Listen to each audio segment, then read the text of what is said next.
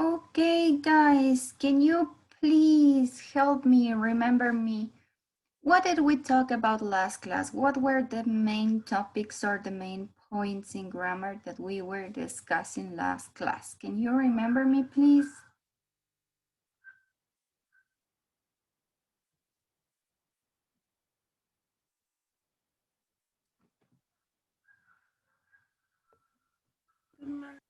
Narrative tense.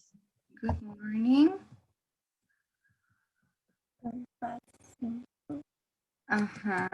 Okay, we were talking about narrative tenses. Some of them were past simple. What else? Past continuous.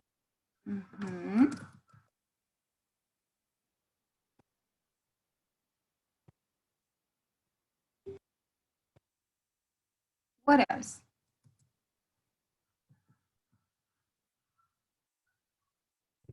Past perfect. Past perfect, exactly. So, yes. These were the main tenses that we can use in order to talk about the past in narrative tenses. These narrative tenses were used when you wanted to talk about the past, some actions in the past, or when you want to talk or tell a story or an anecdote. Don't forget. So to tell stories or anecdotes, or maybe to talk about the past, right? Talk about the past.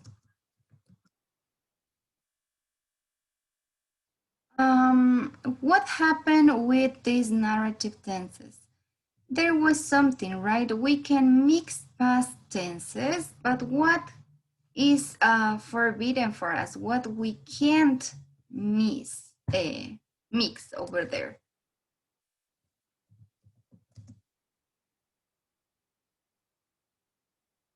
¿Qué no podemos mezclar?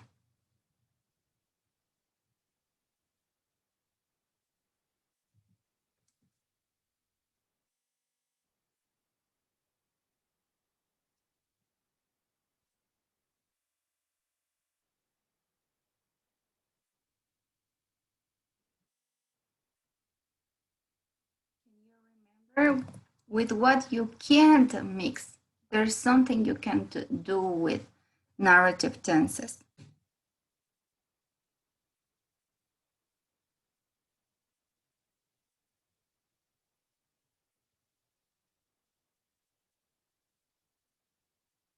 Cuando ustedes cuentan una historia, hablan de las cosas que sucedieron en el pasado. ¿Pueden mezclar con otros tiempos? ¿Con qué tiempos no se puede mezclar estos narrative tenses? Present. Exactly, just with present. You can't mix past tenses with present tenses when you're talking about the stories or anecdotes or maybe talking. So don't forget. It's very important that you know that you can't mix or you don't have to mix with present tenses, okay? So this is very important. Something else. We were talking about something else.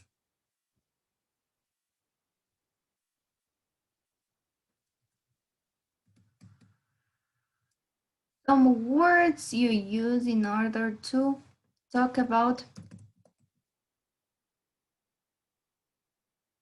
past habits and present habits. Can you remember the words?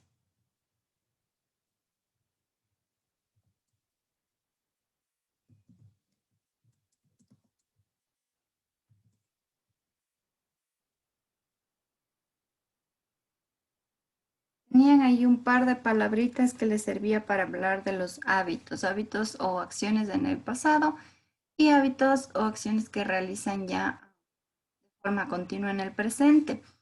Por ejemplo, cuando ustedes dicen, yo solía caminar Descalzo, pero ahora ya no lo hago. ¿Cómo decimos en inglés? ¿Qué palabra ocupamos? Used to. Used to, exactly. Used to. Used to, if we want to talk about affirmative sentences, or didn't. Used to, right? Entonces ocupamos estas dos para hablar de hábitos del pasado. No se olviden que cuando ustedes ocupan esto es porque se están refiriendo a algo que hacían o no hacían antes y que ya no lo hacen o por el contrario lo están haciendo en este momento, ¿sí? A eso nos referimos. So, what about present habits when you want to say that you are doing something these days? ¿Qué palabra ocupamos para referirnos a hábitos del presente? Usually. Usually. Generalmente van a encontrarse con este adverbio, usually, but you can also use any frequency adverb. Sí, podríamos encontrarnos también con cualquier otro adverbio de frecuencia que nos permita a nosotros hablar de los hábitos que realizamos en el presente. So, for example, we can have some sentences like I usually go to play basketball on Fridays and so on, or you can also use any other frequency adverb. Okay, but the most common here it's going to be usually, normally, always, never.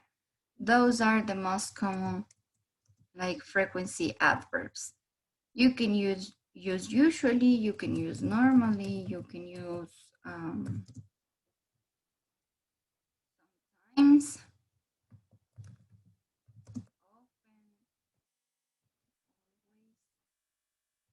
rarely, or never, okay? So you can use any of these frequency adverbs when you want to talk about an activity you do usually or in the present especially. And that would be like the main difference between both. So used to or didn't used to when you want to talk about past habits. And any frequency adverb, especially you can use usually when you want to talk about your present habits or something you do now. Okay, so don't forget about this. This is like the small summary of last class.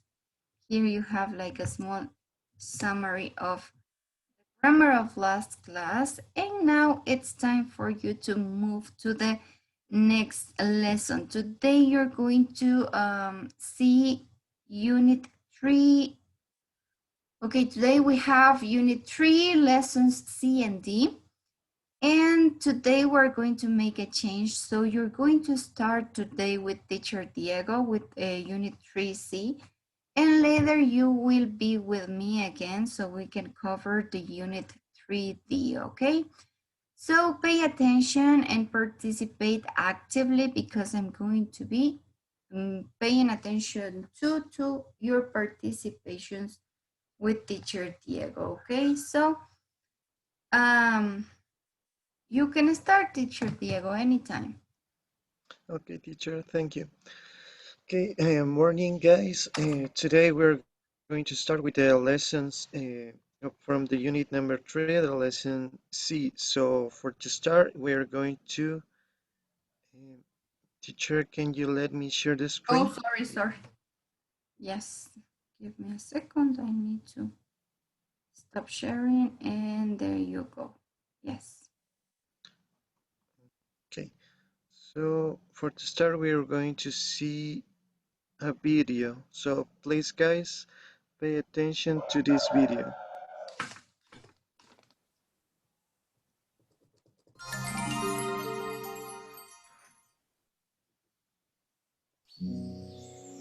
The road not taken.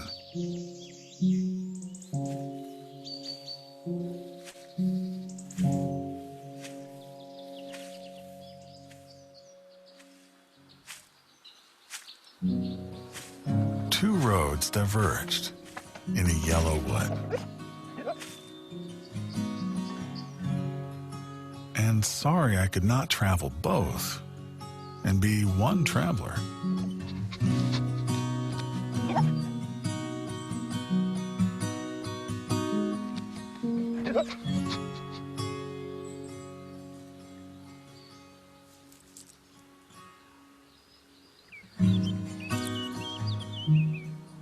Long I stood and looked down one as far as I could to where it bent in the undergrowth.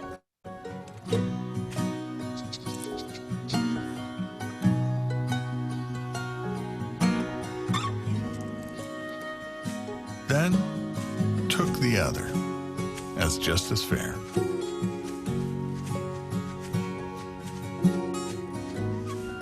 And having perhaps the better claim because it was grassy and wanted wear. Though, as for that, the passing there had worn them really about the same.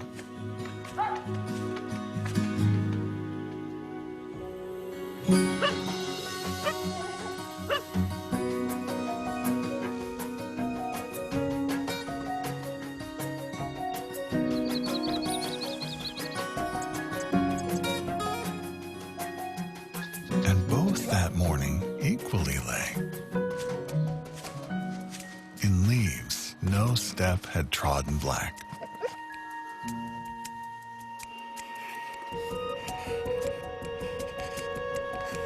Oh, I kept the first for another day.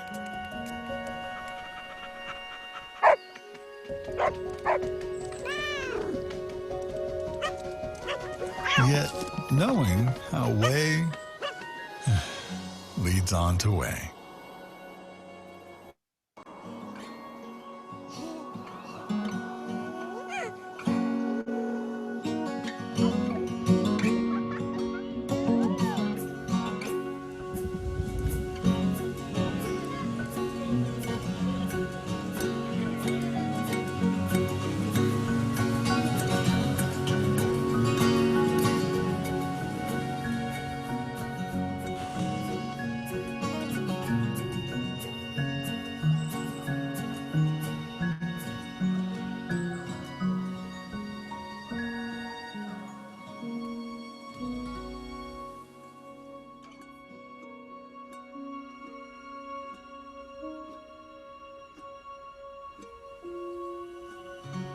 I doubted if I should ever come back.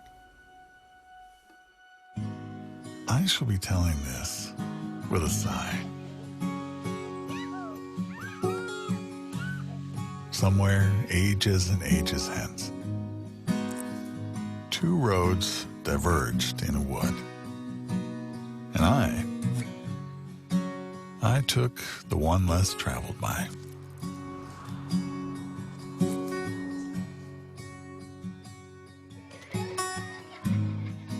And that has made all the difference.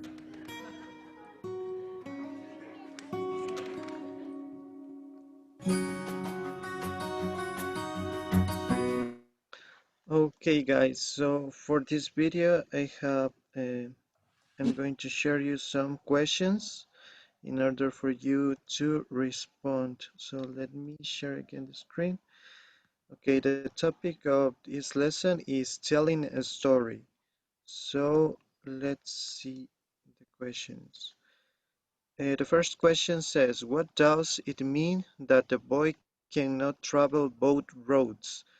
As you see in the video, the boy with the dog went into the woods, and there was two roads, you know, and he stood for a long time in order to decide in which road he will walk. So who wants to tell me? Let me see. Let me see. Christian, can you tell me what does it mean for you that the boy cannot travel both roads? In my opinion, the Yes, The boy didn't know decide to roads because uh, only only road be, to vivir between living in city o hood es bosque creo, ¿no?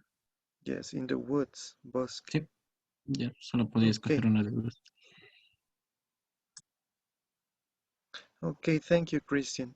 Okay, as you know, maybe in our lives there will be some different ways that, but it only depends on you to choose what we want to do in our lives. So, as you can see, the boy had to think a lot to make a decision. In order to choose, he has two lips, one in per hand. So he stood for a long and decided to go with this one. With now the second question: do you think the boy had a happy life? Let me see from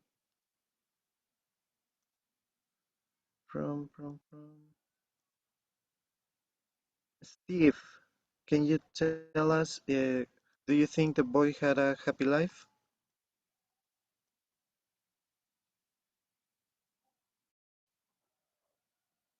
Wake up, guys. Steve, are you there? Or not? Oh, let me see another. Okay.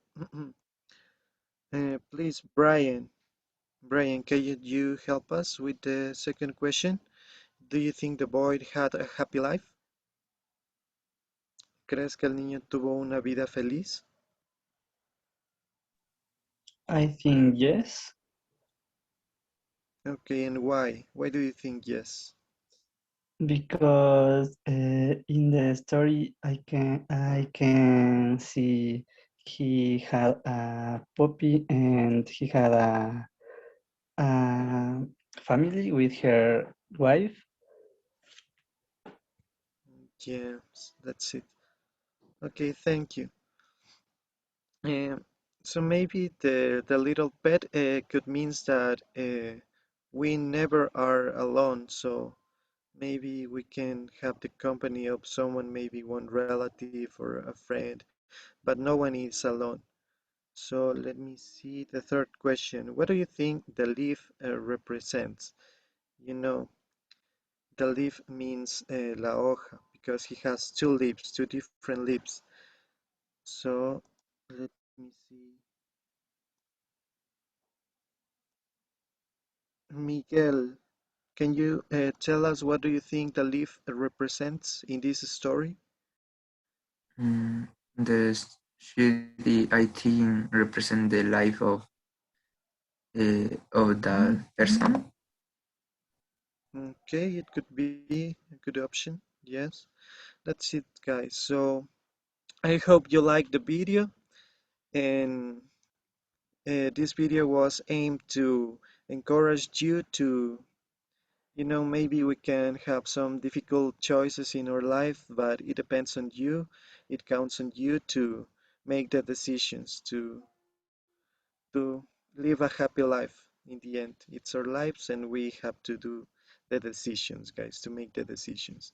So now let's go to the next activity. So I'm going to give you 2 minutes to be familiar with these questions. I'm going to read the questions, and then you have to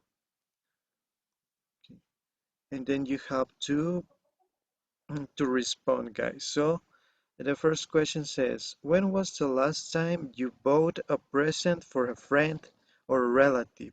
What was it, and did they like it? And the second question says, do you do a lot of shopping online? Do you buy different things online and in real shops? Which do you prefer? Okay, so I'm going to give you 2 minutes to respond to these questions, guys. Okay, so if you have maybe a paper, you can write it, or maybe open a Word file to respond these questions. Okay, and then we will see your response, guys. Okay, let me see. Michelle, can you tell us what do we have to do? ¿Qué tenemos que hacer? Ahorita tenemos que familiarizarnos con las preguntas para poder responder. Okay. Okay, as I read the questions, now you will have 2 minutes to respond. Okay, you will have to respond maybe writing down in a paper or opening in a Word document to write your responses, guys. Okay, so now you can respond, guys. You have 2 minutes.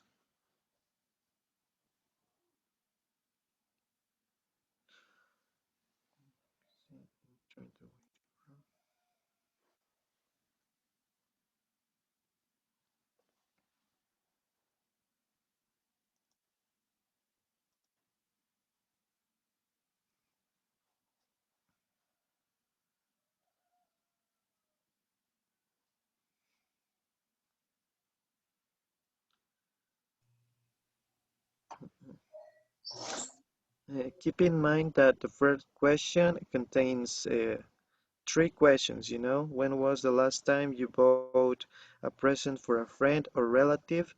It's when and what was it, and if did they like it or not. Okay. And the second one, the same, 3 questions. Do you do a lot of shopping online or not? Do you buy different things online and in real shops? You know, in real store shops when you hang out to the shopping, and which one do you prefer, if you prefer to buy online or in real shops?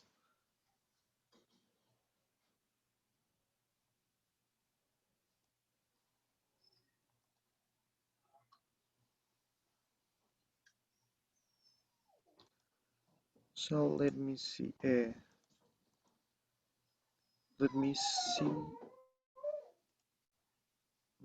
Cynthia, did you finish the first question? Yes, teacher. Okay, The first, so yes, the first question, can you help us with that? the first question. Last time I buy a gift was on the Mother's Day, the previous month. And what did you bought? ¿Qué compraste? It was very pretty jacket, Okay. and her face. You could see that she loved. Okay, so the gift was obviously for your mom, for your mothers, and she liked it a lot. Okay, so thank you, Cynthia. Let's see from now from Jimmy. Did you finish the first question? Question number 1? Yes, teacher. Okay, please help us. Um, the last time I bought a gift was for my sister's birthday. And did I like it? Yes. Luckily, she liked it. Okay, and what was it? ¿Qué le compraste? ¿Qué fue? Eh, ¿Cómo se dice? A ver. I buy the clothes, one shirt, the one shoes. Okay, you bought some clothes, okay, and t-shirt or shirt, I guess, and shoes, some shoes. Okay, so thank you, Jimmy. Now let's see from another student. Let me see, Juliet. Did you finish the first question?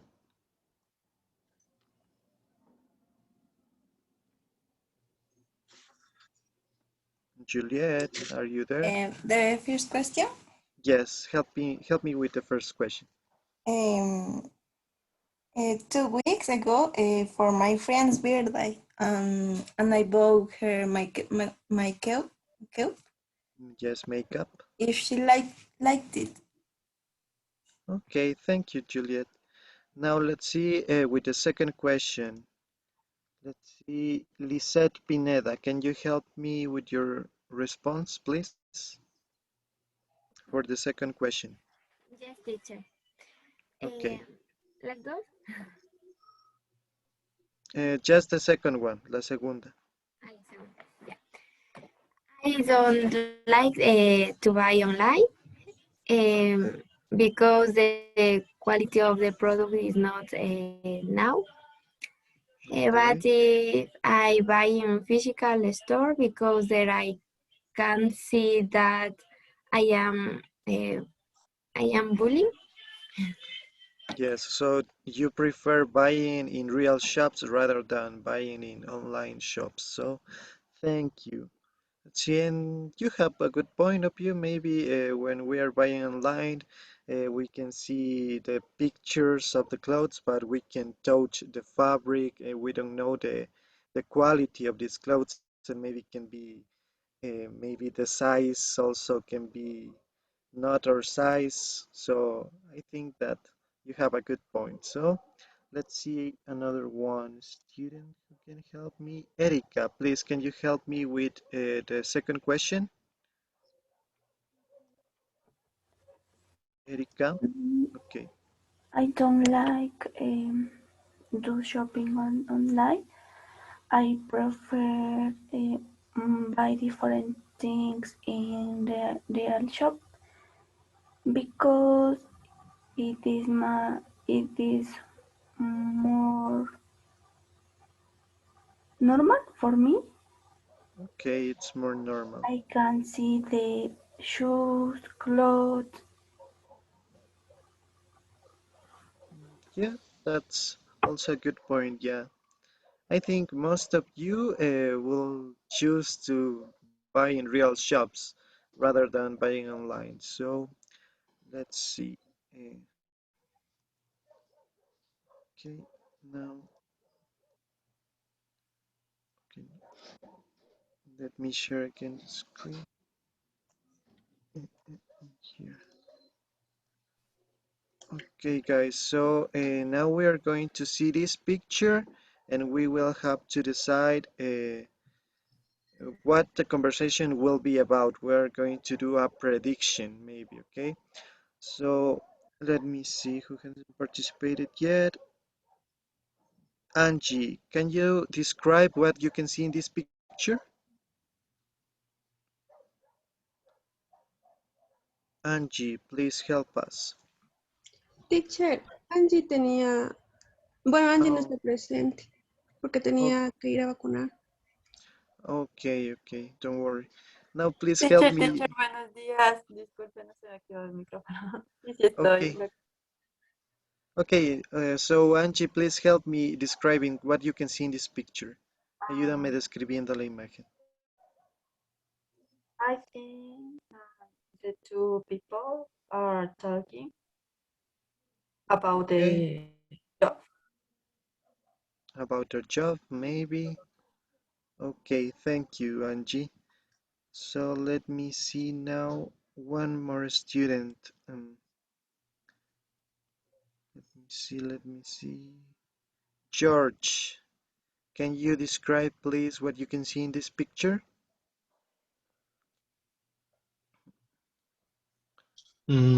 I can see two men. Maybe they can be in a kitchen. Probably they are workmates. I don't know. Okay, okay. We can say co-workers, okay? Compañeros de trabajo, maybe. Okay, so now, as you can see these words in the box, let me, these words in the box, maybe that says a desk, marks that, online shopping, um, okay, very small and for children. Okay, so now we are going to watch a video to see what are the men talking about. So I'm going to share again the screen. to see the video, guys. So let me make it bigger. Track 1.49. What's the video?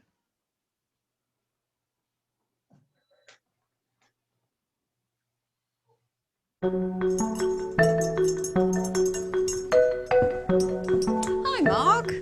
Hi, Tom. Hi, Paula. Hi. We're still meeting at 10, right? Yes, we are. We're in meeting room 3, I think. See you in there. Yep. See you in a minute. Coffee? Yes, please.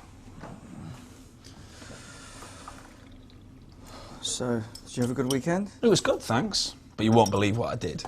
What? Remember I told you my dad wanted a desk for his new office, and I offered to help him find one online? Oh, yeah? Well, I found one. It looked perfect. Exactly what I was looking for. It was a fantastic price, too.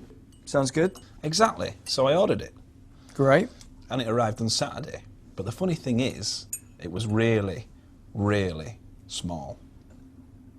How small? It only came up to my knees. Hey? It turned out I'd ordered a desk for a child. No way! I forgot to check the measurements on the website. So what did you do? Okay, guys. Who can tell me what the two men are talking about? Let me see. Jocelyn, please, can you tell us what the two men are talking about? Did you catch the... ¿Jocelyn Cadena o quién? Yes, Jocelyn Caden. Please help. Creo que decían algo sobre reunirse. Creo que se iban a reunir a las 10 o si, si se iban a seguir reuniendo a las 10. ¿Qué más? Creo que se iban a reunir para ir por un café o algo así. Por un café creo que era. ¿Sí? Yes, that's it. In the beginning, there were two men and one woman because they are co-workers and they we're going to have a meeting at 10. But first, they went to have a coffee in their part of the office, maybe I guess that there are coffee. So, but the two men were talking about something. Okay, we're going to see the video again for you to catch what the two men are talking about, just the two men. Okay, so let's watch the video again.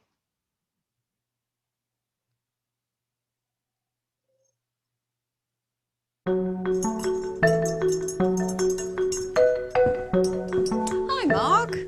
Hi, Tom. Hi, Paula. Hi. We're still meeting at 10, right? Yes, we are. We're in meeting room 3, I think. See you in there. Yep. See you in a minute. Coffee? Yes, please. So, did you have a good weekend? It was good, thanks. But you won't believe what I did. What? Remember I told you my dad wanted a desk for his new office, and I offered to help him find one online? Oh, yeah? Well, I found one. It looked perfect. Exactly what I was looking for. It was a fantastic price, too. Sounds good. Exactly. So I ordered it. Great. And it arrived on Saturday. But the funny thing is, it was really, really small.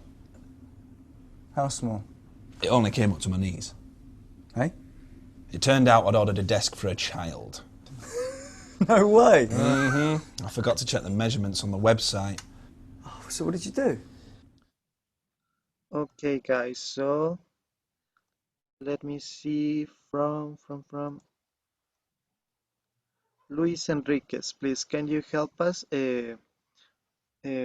What the two men are talking about?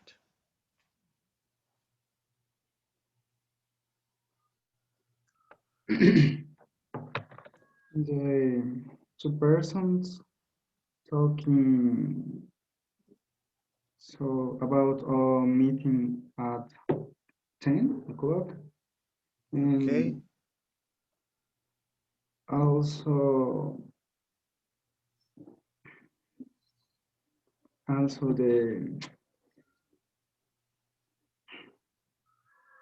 no hablaba sobre algo que tiene que es muy pequeño que había comprado. Yes, that's it. Okay. Okay, thank you, Luis. Yes, the two men are talking about an online shopping that Mark in this case did because his dad wants to have a desk for him, but he ordered one in internet online. But when it arrives home, the desk was for a child and not for a big man. Now we will see what happened next. Okay, but first let me share. Let me see. Okay, but first we are going to do this activity. Okay, uh, that says conversation skills reacting to what people say. So we have to match what Tom replies. But first, I need someone who helps me reading all the four statements. Okay, and then someone else who help me reading the answers. Let me see from Michael. Can you help me reading these four statements? Let me make it bigger and annotate. Okay, Reading teacher. just help me reading these four statements. 1, 2, 3, and 4. Yes, teacher. You won't believe what I did. It was a fantastic price too. So I ordered it. It's a turner out. I ordered a dress for a child. It's a desk for a child. Okay, thank you. Now please, Nicole, help me reading the answers from A to D. Wait, what? So good? No. No way. Yes, thank you, Nicole. Okay, now we will watch the video again for you to pay attention to these statements. The first one, you won't believe what I did, and we will match with the answers or the replies of Mark's friend, in this case, Tom. For example, you won't believe what I did. What replies from this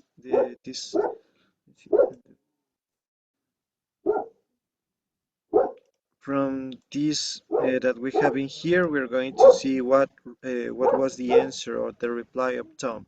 So we will watch the video again, guys. Track 1.49.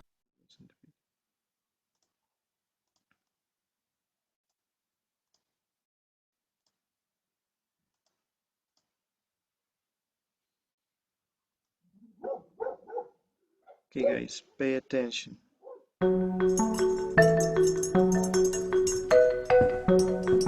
Mark. Hi, Tom. Hi, Paula. Hi. We're still meeting at 10, right? Yes, we are. We're in meeting room 3, I think. See you in there. Yep. See you in a minute. Coffee? Yes, please. So, did you have a good weekend? It was good, thanks. But you won't believe what I did. What? Remember I told you my dad wanted a desk for his new office, and I offered to help him find one online? Oh, yeah? Well, I found one. It looked perfect. Exactly what I was looking for. It was a fantastic price, too. Sounds good. Exactly. So I ordered it. Great. And it arrived on Saturday. But the funny thing is, it was really, really small. How small? It only came up to my knees. Hey? It turned out I'd ordered a desk for a child. No way. I forgot to check the measurements on the website. Oh, so what did you do? Okay, guys, so what is the response for the first one? You won't believe what I did. Let me see from Anita. Do you know the answer? Letter B, what? Yes, in this case, what? Letter B. Thank you. Now let's see the second one. It was a fantastic price too. Annabelle, do you know the answer?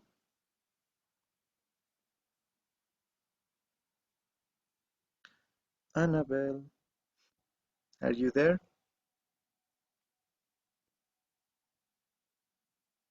Okay, so let's see from Tanya. Can you help us? Do you know the answer from the statement number 2? Letter C. Teacher, Okay, let me see. It was a fantastic price too. Yeah, sounds good. Letter C. And please, Fausto, do you know the answer of the for the statement number 3? So I ordered it.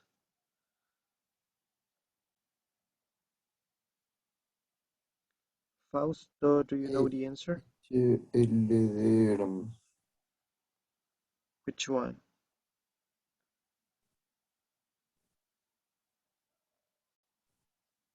We already have letter B and letter C. So what do you think is the answer, A or D? A. Okay, A. Let's see. A. And finally, the fourth statement, please, Jennifer, help me reading the statement and the answer. D. Okay, but help me reading. Ayúdame leyendo todo, ¿ya? El statement, la Mm, oración. It turned out I'd ordered a desk for a child. Okay, and the answer is? D. Okay, D, but help me reading D. No way.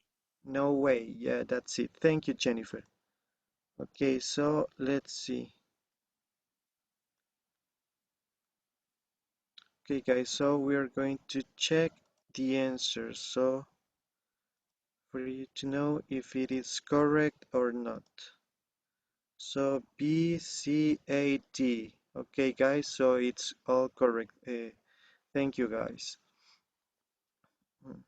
So let me see again.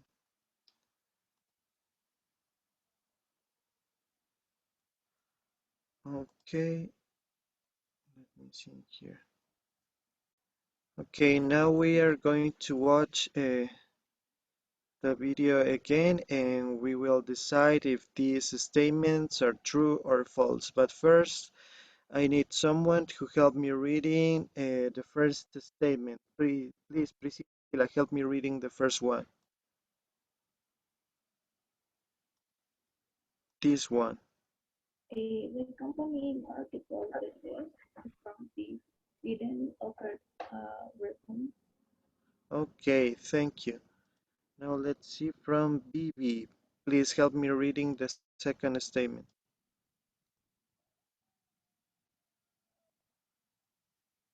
Viviana, please help me reading. Looking at the Presley website for a new desk was Rachel's idea. No idea. Okay. So now please the third statement, help me reading. Brian. Brian, help me reading the third statement. Frizzling is where people can give away unweighted things. Okay. Now let's see from Anita. Please help me reading the statement number 4. Tom already knew about the website Freecycle. Okay, and the final one, please help me, Gabi. Gabriela, please help me reading the fifth statement. Marx is waiting for the desk to be delivered. Okay, so for this part, we have to see the second part of the video, guys. Let me see where is the second part. Okay. Here we have the video. Okay, guys, so pay attention to the part 2. So what did you do? Well, I phoned the company to explain and luckily they agreed to give me a refund. Really? That was very good of them. Yeah, it was. But anyway, I still had to find a desk. I was looking everywhere, but I couldn't find anything. In the end, Rachel suggested I try one of those free cycling websites. Free cycling? What's that? It's where people get rid of stuff they don't want anymore. I'd never heard of it either, but there are a couple of websites for this area. I found the perfect desk straight away, and the best thing is, it's free. It's free? Yeah. I think the owner doesn't have enough space for it, so he's just giving it away. So all I have to do is go and pick it up. Wow. That's good. Are you sure it's the right size this time? Yeah, I double-checked the measurements this time. Guys? Oh, sorry, Paula, it's my fault. I was just explaining to Tom about my desk mix-up.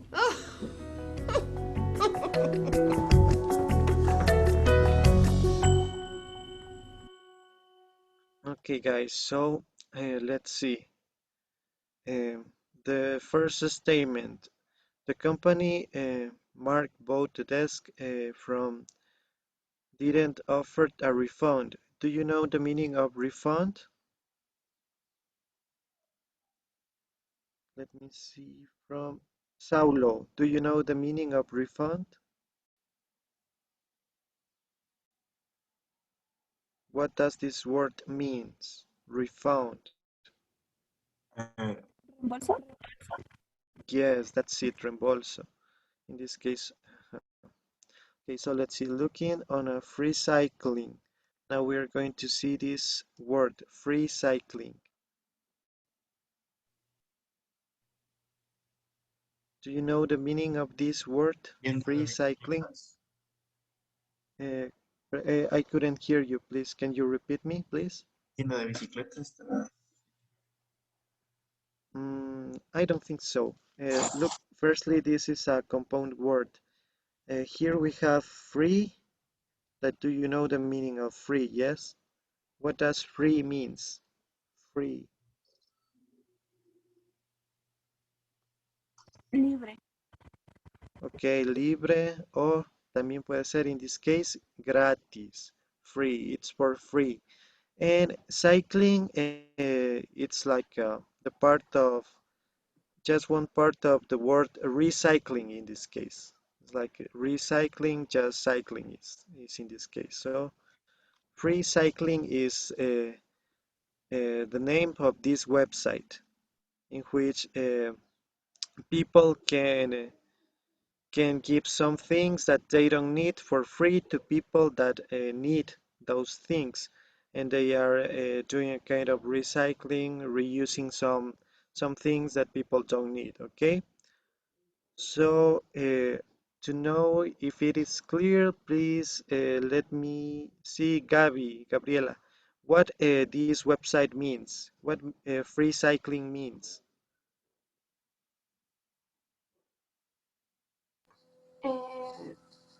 Como un sitio web de venta libre, más o menos. Okay, it could be, but in this case, everything is for free. They are not selling things to gain money. They are just giving things for free. Just everything is for free, so es gratis. Okay, let's see the statement number 3.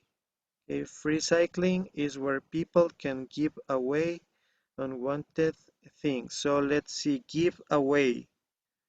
Give away. This is a phrasal verb, guys. So let me see if you know the meaning of give away. Lisette, do you know the meaning of this phrasal verb? Give away. Okay. Sorry, I can hear you. Can you repeat it, please? Um, Do you know the meaning of give away? wait, no sé qué significa. So let's see. Give. Do you know the meaning of give? Lisette. Just give. Give that. Okay. What does give means? ¿Qué significa give? Okay, that. Yes, in this case, that.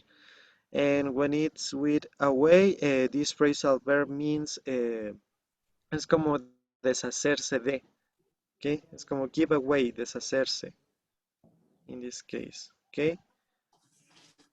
So, in this case, give away means deshacerse. Now, let's see, unwanted, unwanted. Do you know the meaning of this word, Nicole? Do you know the meaning of this word? No, querer.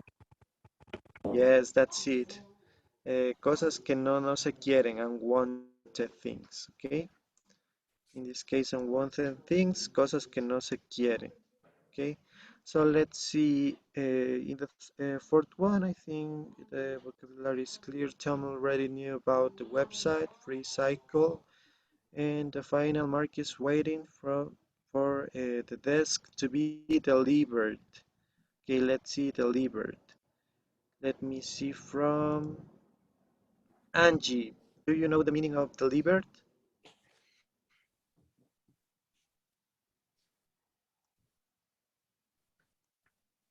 Angie?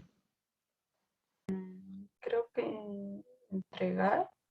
Okay, yes, that's it. Entregar. In this case, como está en pasado, as it is finishing ed, that means past tense. So deliver is the base form of the verb. And so, entregados, in this case, okay?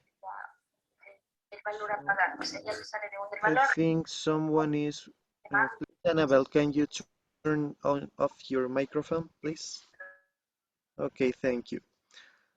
So now we will see the video again for you to keep pay attention to these statements to see if they are true or false, guys. So let's see, let's watch the video again.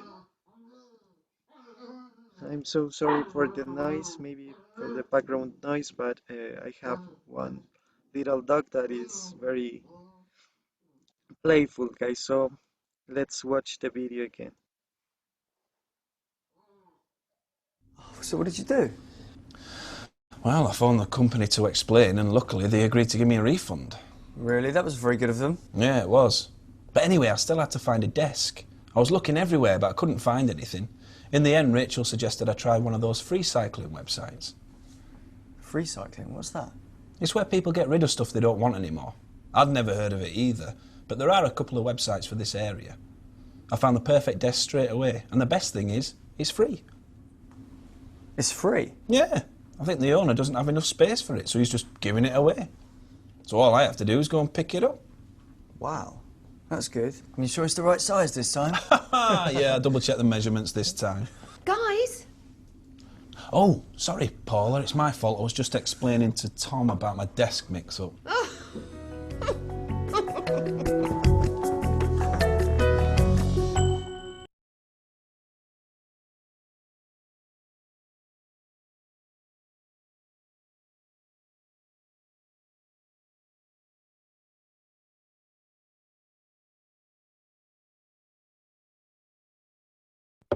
Teacher, Okay, thank you. Okay, guys, so please, Miguel, help me reading the statement number 1 and tell me if it is true or false. False.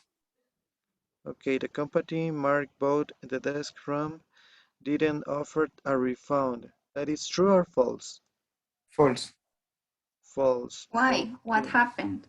How do you know that it's false? They agreed to give him a refund. Exactly. Okay, so let's see. False. Now, please, Michelle, help me with the second statement. Help me reading and tell me if it is true or false.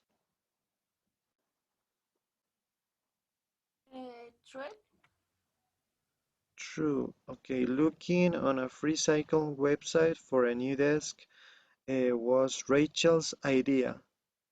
Okay, do you think it is true or false? Why do you think it is true? Um, was Rachel's idea new? Okay, I guess it is false because most of the conversation was between just the two men, but Rachel was just giving them uh, just some clues for the meeting, I guess. So I think it is false. No, Let's it see. is true. It's true. Oh, it was true. Oh, I couldn't Yes. hear. Rachel was the one who told Mark to look for a free cycle website. So he just mentioned that very Okay. quickly in the listening, but it's true. Yes. Okay, thank you, teacher. I couldn't hear that part. So please let me see now the third one. Uh, Cynthia, can you help me with the third one? It is true or false? Wrestling is where people can give away under things. Eh, True? It yes, it is true. Okay, thank you. Now let's see from George. Help me with the fourth statement. Tom already knew about the website Free Cycle. Okay, do you think it is true or false? False, Okay, because yes. he later asked what it means, free cycle. Okay, as the second statement says that it was Rachel's idea, so this is false because Tom didn't know about this website. Okay, let's see the final statement from Erika, please. Help me reading the fifth statement and tell me if it is true or false. Mark is waiting for the desk to be delivered. True? Okay, so why do you think it is true?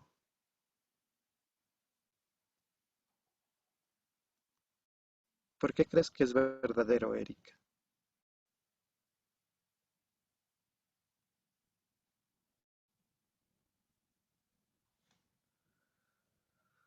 Okay, so I think it is false, or because Mark says that he only had to go and pick up the desk in this case. So it's false, I guess.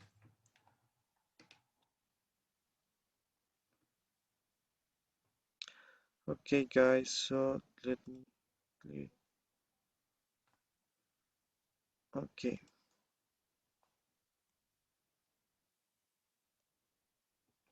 let me see. Okay, guys. Now we are going to learn some useful expressions to react to what people says.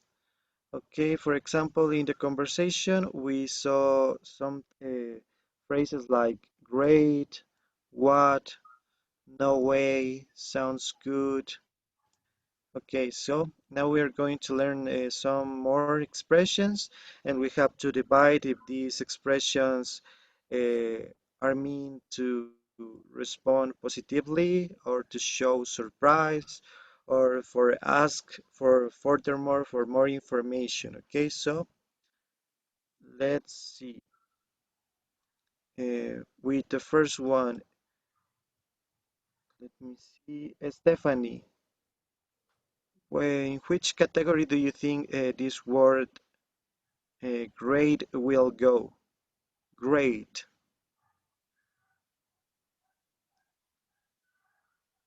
It could be just for responding positively, showing surprise, or asking for more information.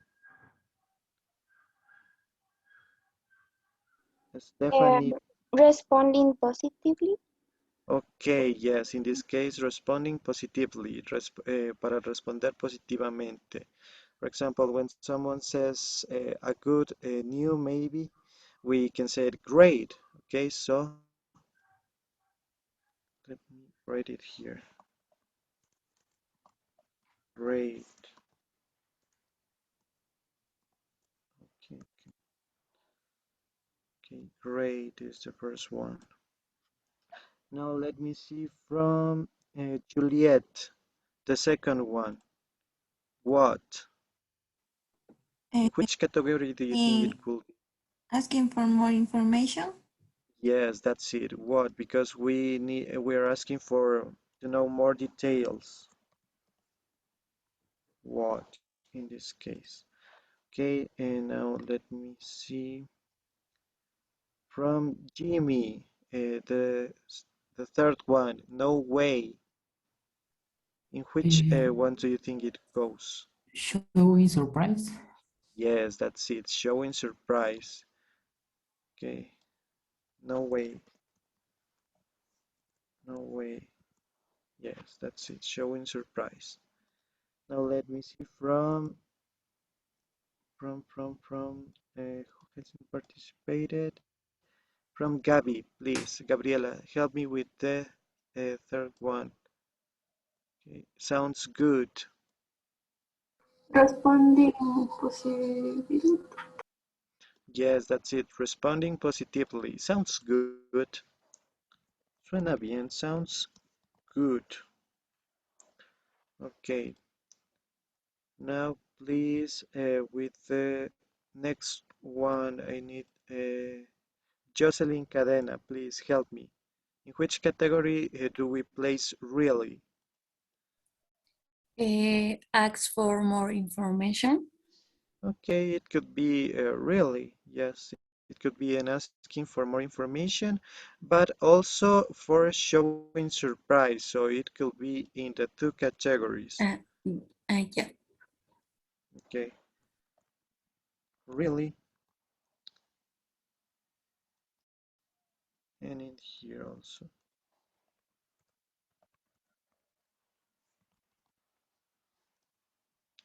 Okay. Now let's see the second one. Wow. Anita, in which category do we place this expression? Showing Wow. surprise? Yes, that's it. Showing surprise. Wow, thank you. Now let's see the next one. Tell me more. Tell me more from Catherine. Please help me. In which category do we place this expression? Tell me more.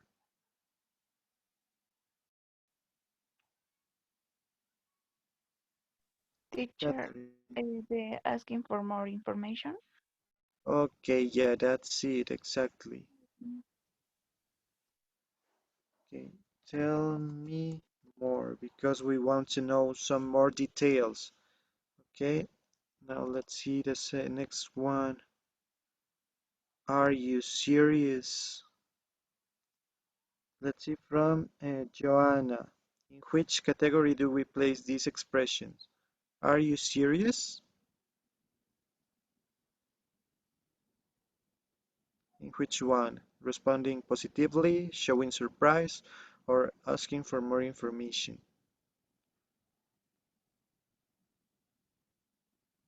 Joanna, are you there? Okay, so Yes, let's see. Okay, please, in which category do we place this expression? showing surprise. Okay, it could be in showing surprise, but also in asking for more information. I think it is in both categories because maybe we can say it depending on the intonation. Are you serious? Uh, for showing surprise, or are you serious for showing for asking for more information in this case?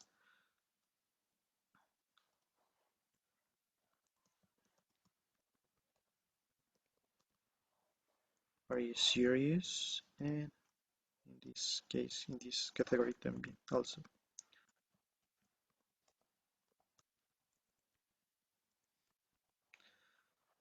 Okay, now let me see the next one.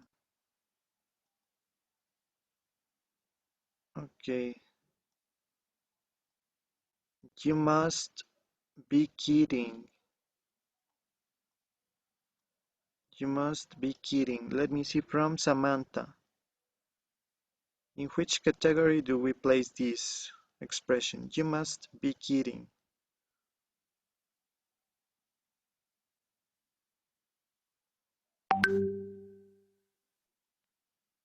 Samantha, are you there?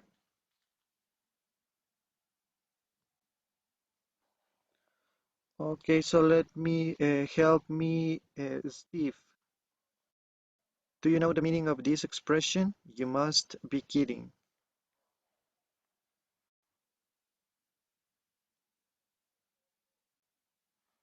Steve? Okay, so let's see from Brian. Brian, can you help me? ¿Cómo debes estar bromeando? Algo así. Okay, yeah. Yes, that's it. That's the meaning. Okay. So in which category do we place this expression? Showing surprise. Yes, that's it. Showing surprise. You must be kidding. Showing surprise. Maybe this expression can be useful to react to maybe a surprising or a bad news. Maybe you must be kidding.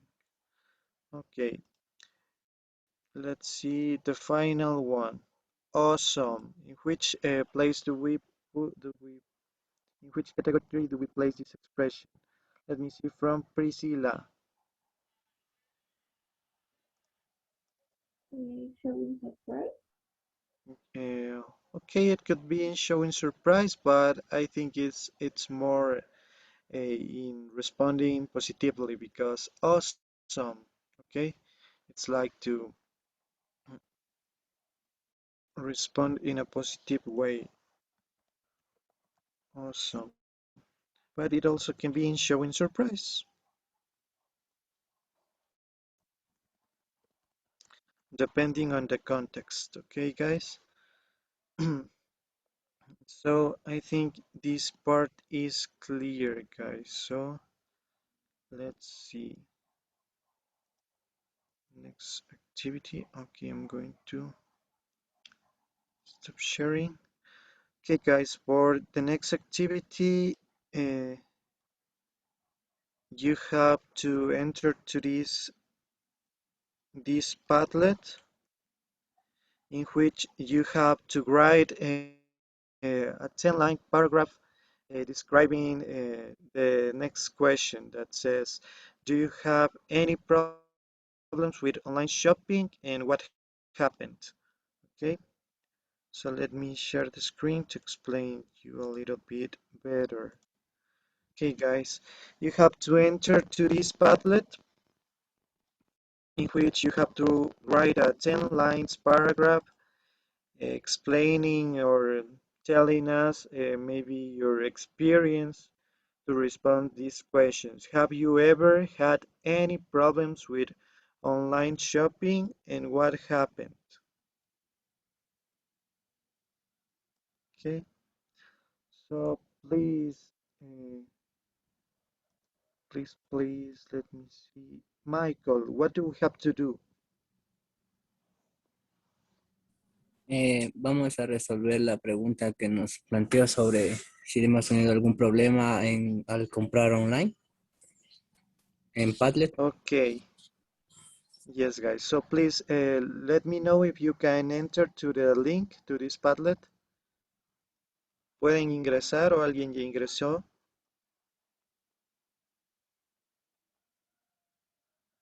Okay, I think one.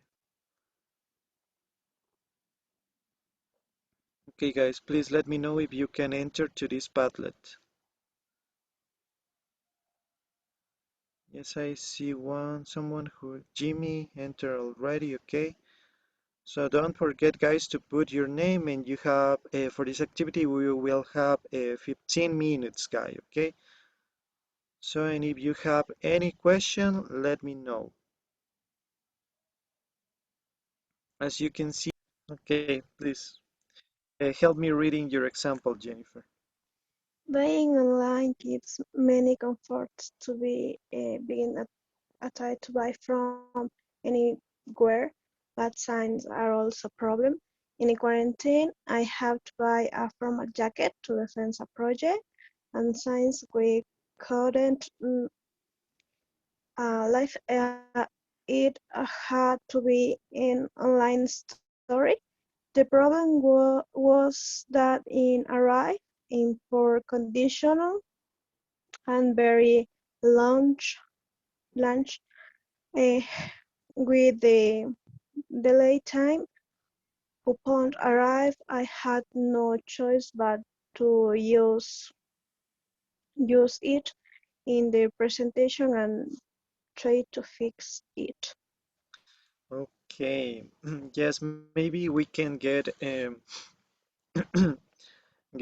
dizzy with, the sizes. Maybe we can, maybe we don't know the size that fits all well.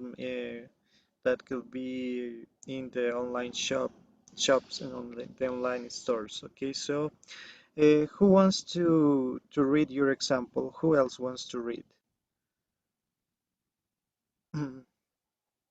¿Alguien más que quiera leer? Or let me see who has finished. Uh, Let me see, Miguel. Do you want to help us with your experience? Mm, If I bought online, um, I bought some object to train and also to help with rehabilitation. This purchase was very good since it was cheaper than buying in the store here.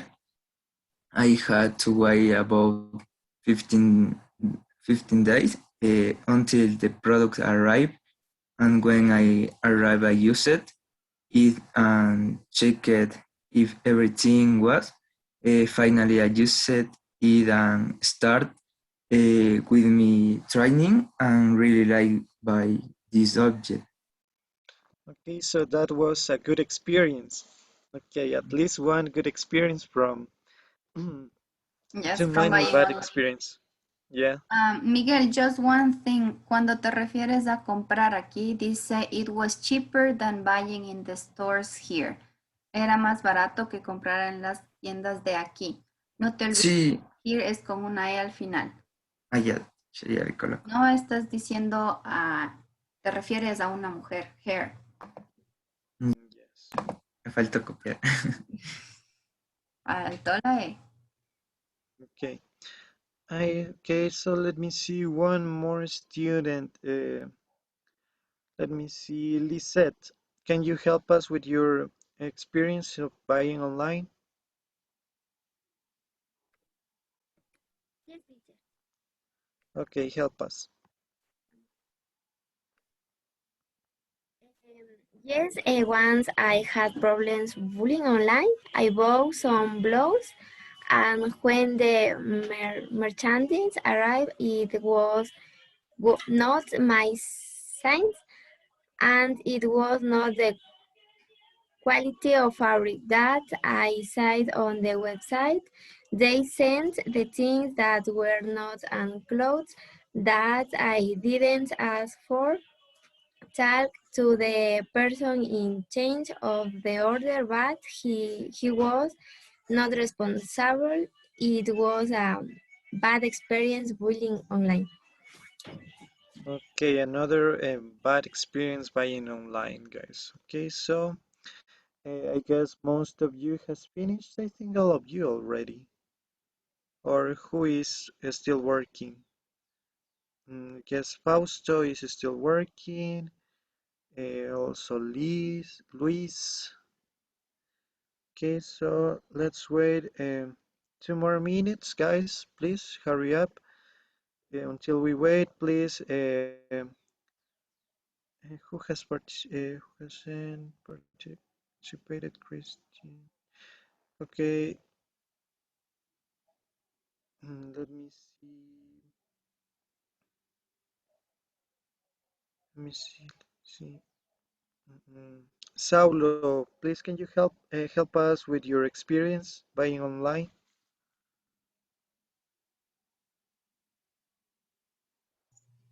Okay, teacher. Um, I once bought sweater from an online shop.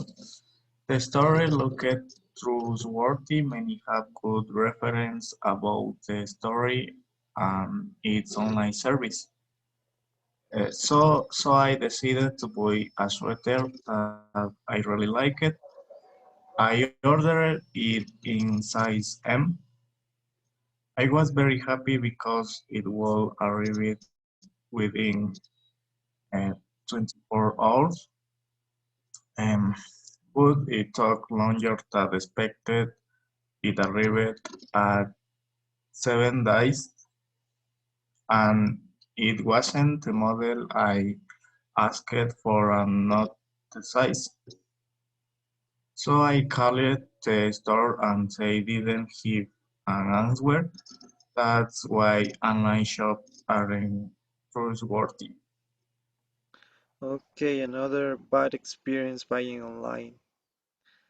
Okay, guys, let me see if you already finished. Okay, I guess I can see the final period and most of all your paragraphs, guys. So thank you, guys. Okay, now we are going to pass to the next activity. For this activity, let me see,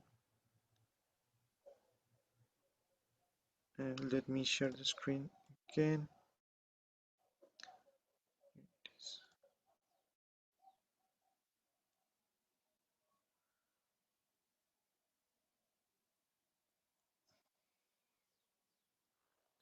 Okay, guys, and now we are going to do a listening activity for you to respond the missing words in these statements. Okay, so but first I need someone who help me reading the the statements, please. Jennifer, can you help me reading statement number 1?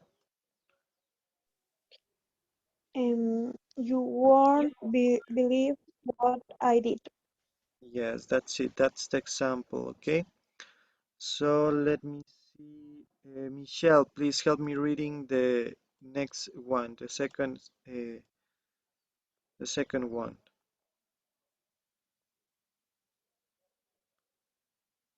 Michelle, please, can you help me? Or let me see, Stephanie, please help me reading the statement number 2.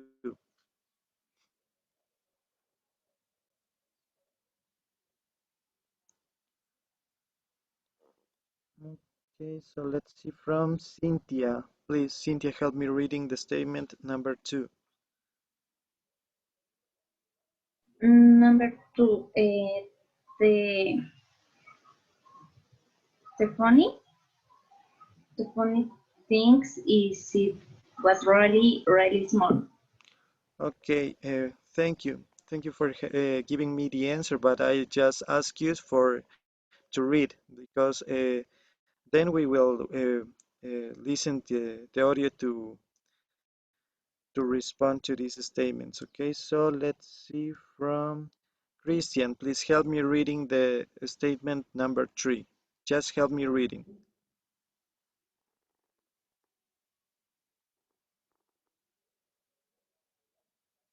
Christian, are you there?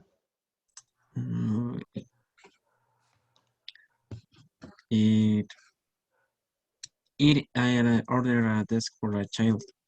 Okay, thank you, Christian. Let's see, please, Juliet, help me reading the statement number 4. But I still have to finish the desk. Okay, thank you. Let's see the statement number 5. Now, please, Jocelyn Cadena, help me reading.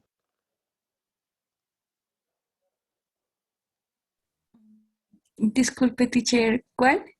The statement, yeah, you know, the statement number In 5. the Rachel sujet, ¿sí está bien pronunciado? Okay. Sujet. In this case, we pronounce suggested. Suggested. Suggested. I read one of those. Those. Those. Freaking. Okay, free cycling. Free cycling. In this case, we said it's Free like to say, cycling. yeah, free cycling. Cycling websites. Okay. Thank you, Jocelyn. Let's see the statement number 6 from, let me see, Luis, please help me reading the statement number 6.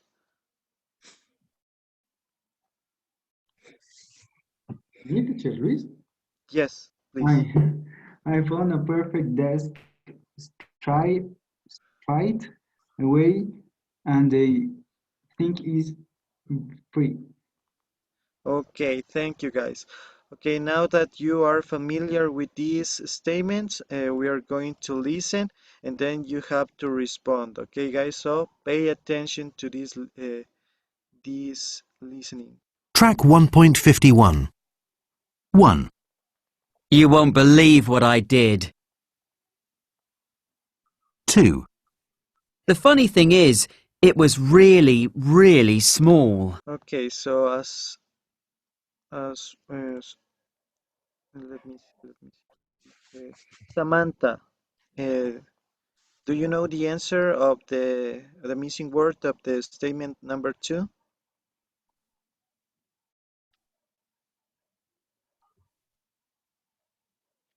Okay, Samantha is not there, so please, Brian.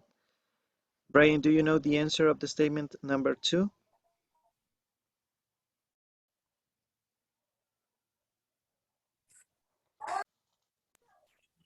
Funny, teacher. Okay, the funny thing, yes, that's funny. In this case, funny thing. I'm going to put it here. Okay, let's hear the third one now.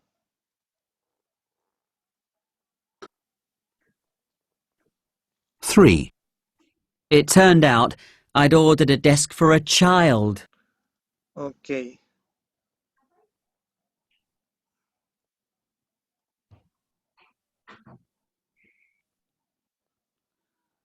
Okay, let me see from Fausto. Do you know the answer of the the statement number 3?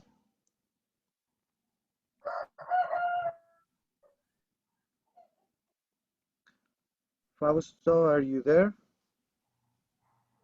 Hello, guys. I'm just. Yes, teacher. Okay. Number 3. Yes, number 3. Do you know the answer? Turn off. Turn off. Turn off. Uh-huh. Okay. Turned off. Let's see. Okay, let's hear the statement number 4. 4, But anyway, Can you repeat statement number 3, please? Okay. Yes, because I also listen. it turned out I'd ordered. Turn out. I guess. Yes, not turn off, but turn out. Turn out means resultar, ¿sí? Y resultó que ordené un escritorio para niños. So, turn out would be the right answer. Y resultó ser otra cosa. Turn out. Turn out. Yes, okay, so let's hear the statement number 4. A desk for a child. 4, But anyway, I still had to find a desk. Okay, let's see from... Anyway, teacher. Okay, thank you. The answer is anyway. But anyway, okay. Now let's listen to the statement number 5.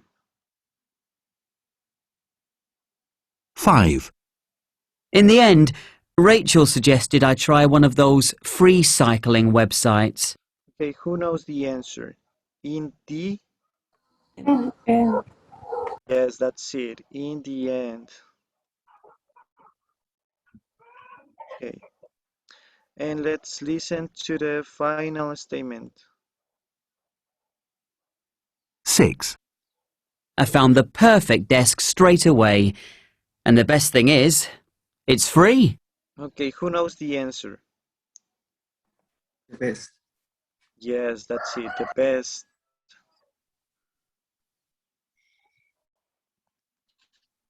The best. Okay, so I'm going to read these statements again. Okay, so the first one, you won't believe what I did. Then the funny thing is, it was really, really small. The third one, it turned out I'd ordered a desk for a child. The next one, but anyway, I still had to find a desk.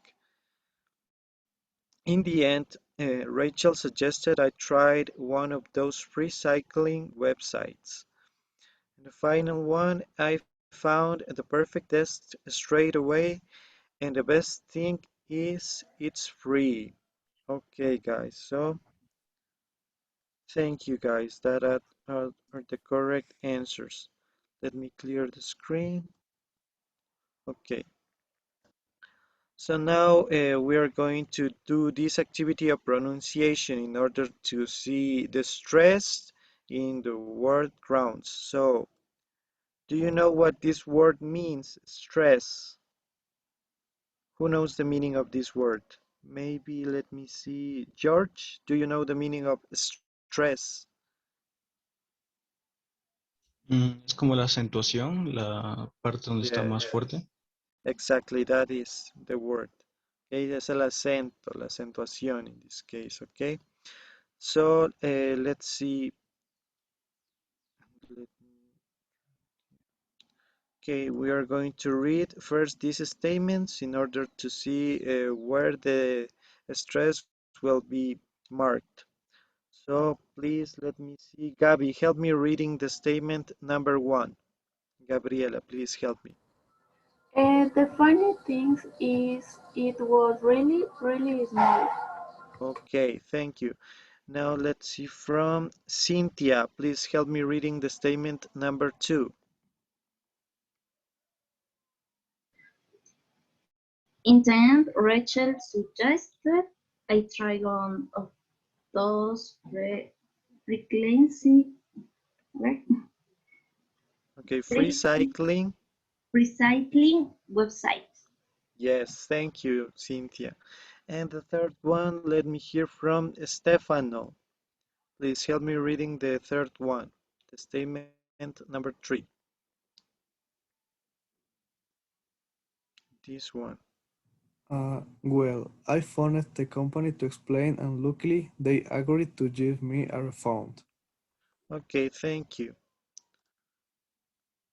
Okay, now that we read all the statements, we're going to listen statement by statement and notice where the stress will go. Okay, so let's listen. Track 1.52. 1. The funny thing is, it was really, really small. Okay, so let me see. Okay. Uh, Anita, where do you think the stress goes in the first statement? Después de lo que dice the funny thing is, después de la coma. Okay, here you said. Here, let's put it here. Okay. En algún otro lugar más, tal vez que vaya, somewhere else.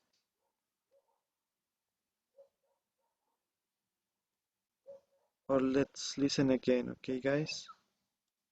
Track 1.52. 1. The funny thing is, It was really, really small. Okay, where else can we put the stress in this first statement? Funny?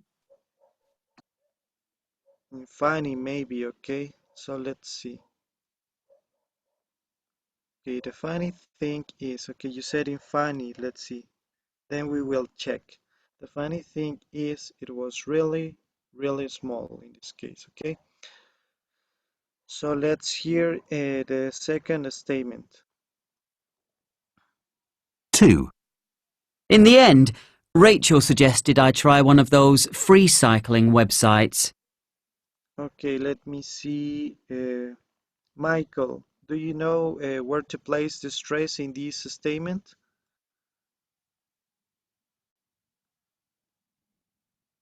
In which part do we place the stress? In hand, and free in web. Okay, in Hand, sí, and and in free free cycling in web. and websites. Okay, let me erase this part because it's not clear. Okay, scene free. Okay, thank you. Let's hear the third statement.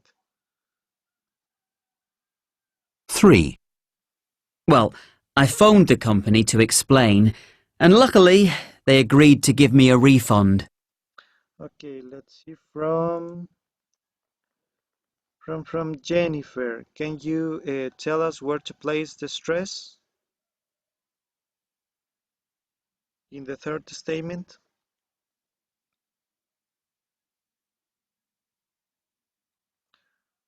Jennifer, are you there? Okay, so let's see from Tanya. Please help me, Tanya. Where do we place the stress? And lucky. Okay, and luckily, where else? ¿Dónde más? En well. Which and well? Okay. Okay, guys. So now we will see if we are correct or no, guys. So let me close it again. Let's see. Show also. The funny thing is, yes, let me erase the ones that are not correct. Okay, the funny thing is, yes, this one is correct. But yes, these are the groups of words because as you heard in the record, people when they were talking they make some pauses. ¿Sí? Escuchan, cuando ustedes escuchan a la gente hablar, en este caso de una historia, van a encontrar ciertas pausas, ¿no? En la historia no van a contar todo de corrido porque nadie les va a entender nada. So you need to separate your story into groups. Necesitamos ir como dando grupitos o pausas entre una idea y otra, ¿no? A eso nos referimos justo en esta primera parte. Estamos reconociendo los grupos de palabras. Primer grupo, the funny thing is, it was really, really small. So tenemos dos grupos de palabras en la primera oración, ¿no? Ustedes me decían que el acento o donde más se escucha más fuerza es en the funny thing. Justo en la parte, teacher Diego, in part B, you have the answers of just the stress. In the first one, you have the answers of the groups of words. Sí, entonces al inicio tenemos grupos de palabras, ¿no? Por partes, vamos separando. Even though you don't have a comma, you can have some pauses just to keep on explaining the situation. Sí, a veces necesitamos, aunque no esté marcada ahí la pausa, hacer un poco de pausa para seguir explicando nuestra idea. Por ejemplo, en la número 2 tenemos in the end. Hago una pausa, sería nuestro primer grupo, ¿no? In the end. Rachel suggested I try one of those free cycling websites. Sí, tenemos 3 grupos en este caso de palabras. El primer grupo que voy a pronunciar rápido va a ser la introducción, que es in the end. Sí, al final, Rachel suggested I tried one of those. Ella me sugirió, Rachel me sugirió que intente con una de esas free cycling websites. So here we have 3 groups of words, and in the last example, number 3, we have well. Ese well como que no tiene tanta importancia, no suena mucho, es más bien como cuando nosotros decimos bueno. Entonces, ¿no? Ese bueno no necesita poner tanto énfasis, ¿no? Sino más bien ustedes van a enfatizar en el punto principal de lo que quieren comunicar. In this case, we have, I phoned the company to explain, and luckily they agreed to give me a refund. So, I phoned the company to explain, llamé a la compañía para explicarles. Nuestro siguiente grupo es y, por suerte, and luckily, they agreed to give me a refund. Ellos accedieron a darme un reembolso. ¿Sí? Entonces, cuando ustedes están conversando de algo con sus amigos o con sus familiares, no van a utilizar el mismo tono en la conversación, porque si ocupamos el mismo tono nos vamos a aburrir o nos vamos a dormir, ¿no es cierto? So, to make your story more interesting, you will need to make some ups and downs in your pronunciation, ¿sí? Para que la historia sea más interesante, todavía es importante poner un poco más de énfasis en ciertas partes y bajar el tono en otras. Entonces, cuando ustedes estén conversando de algo, no van a decir, en la parte más importante no van a bajar la voz, ¿no? A menos que sea un secreto.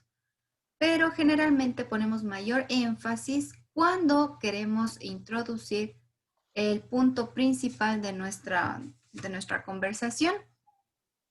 So now we can check the accent, Teacher Diego, in part B. So we can check if students were right about this stress.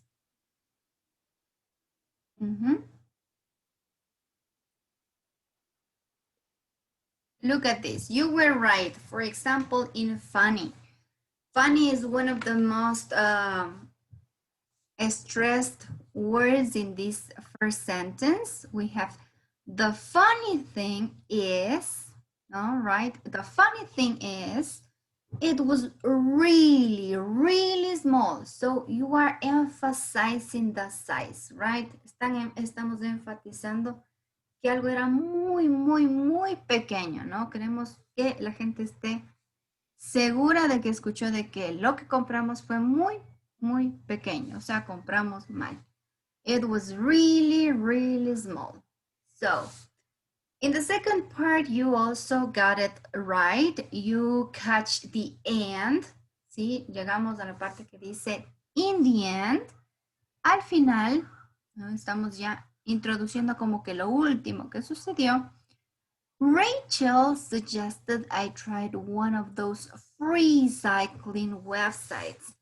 So we make more accent, or we stress more the person who suggested us this or gave us this idea.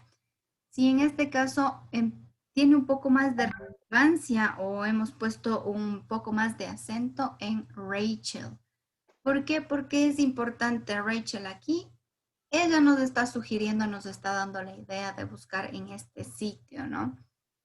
Entonces enfatizamos a la persona, en este caso Rachel, y también la página, porque es algo importante, ¿no? En lo que estamos comunicando, el sitio web donde encontró el escritorio, en este caso Mark, ¿no? Free cycling websites.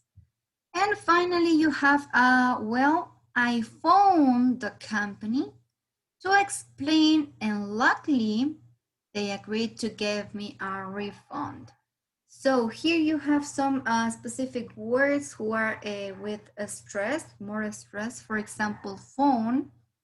Sí, al final yo llamé a la compañía Y les expliqué, and I had to explain them, and luckily they agreed to give me a refund.